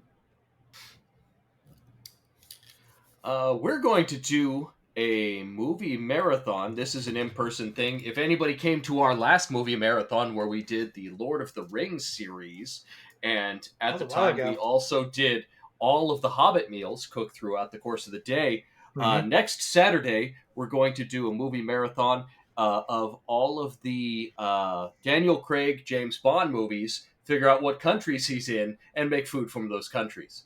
So, if you came in person to the Lord of the Rings marathon, feel free to come down this one too. Heck yeah. not in-person movies. If you are not already part of the LFTA Discord, you should totally do that, because not tomorrow, but a week from tomorrow is the next LFTA community night, where we watch silly movies together. And this time we are actually allowing people to vote on which 2 movies will be shown for our double feature. So join the Discord, check out the community You are night a channel. sick son of a. Gonna kill that place your dog. votes for Oh my going to be He's the bad included guy. You in All the bad guys.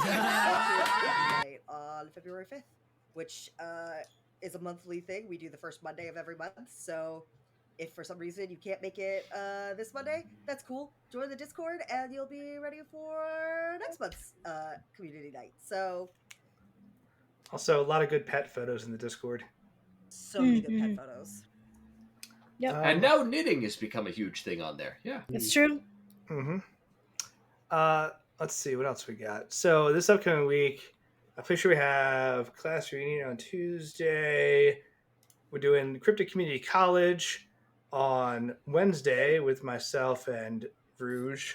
That's our live recording of season 2 for that. Thursday is Never Ember's Enigma. That's my fun heist game where unfortunately nobody in this crowd is in it, but there's a whole new crowd of wonderful folks in that. And they are trying to heist their way through Waterdeep. And it's a very different game, but still very fun. So to some people, it's a very strategic fight as they use like their thinking and asymmetrical skills to try to stop or circumvent others who are very, very powerful in the city and beat them at their own game. For some, it's a dating sim. I don't know. Come check it out. JD has lost his mind and is dating everybody. It is hilarious. So, but thank you everyone for your donations. I think we got 3 throughout the night, which is huge because that's what we're here for. Yeah, And almost a quarter of the way there. Yeah, putting up good numbers, so that's awesome. Let's keep that momentum up. We're gonna raid Femi Gamer Party. They are currently playing Girls by Moonlight, which is a powered by the Apocalypse system to do some cool Magic Girls stuff. I don't know what exactly they're playing, but follow the raid to find out. And if you can hang out, drop them a follow and everything, and then enjoy the rest of your evening. Anybody else got anything else they want to talk about? Going once, going twice. All right. Well, thank you, everyone. Thanks for watching. You'll see that screen go up with some music, and then the raid will begin. I should probably turn on the music so I'm not a liar. There we go. All right. Thanks for watching, everyone. Have a great night.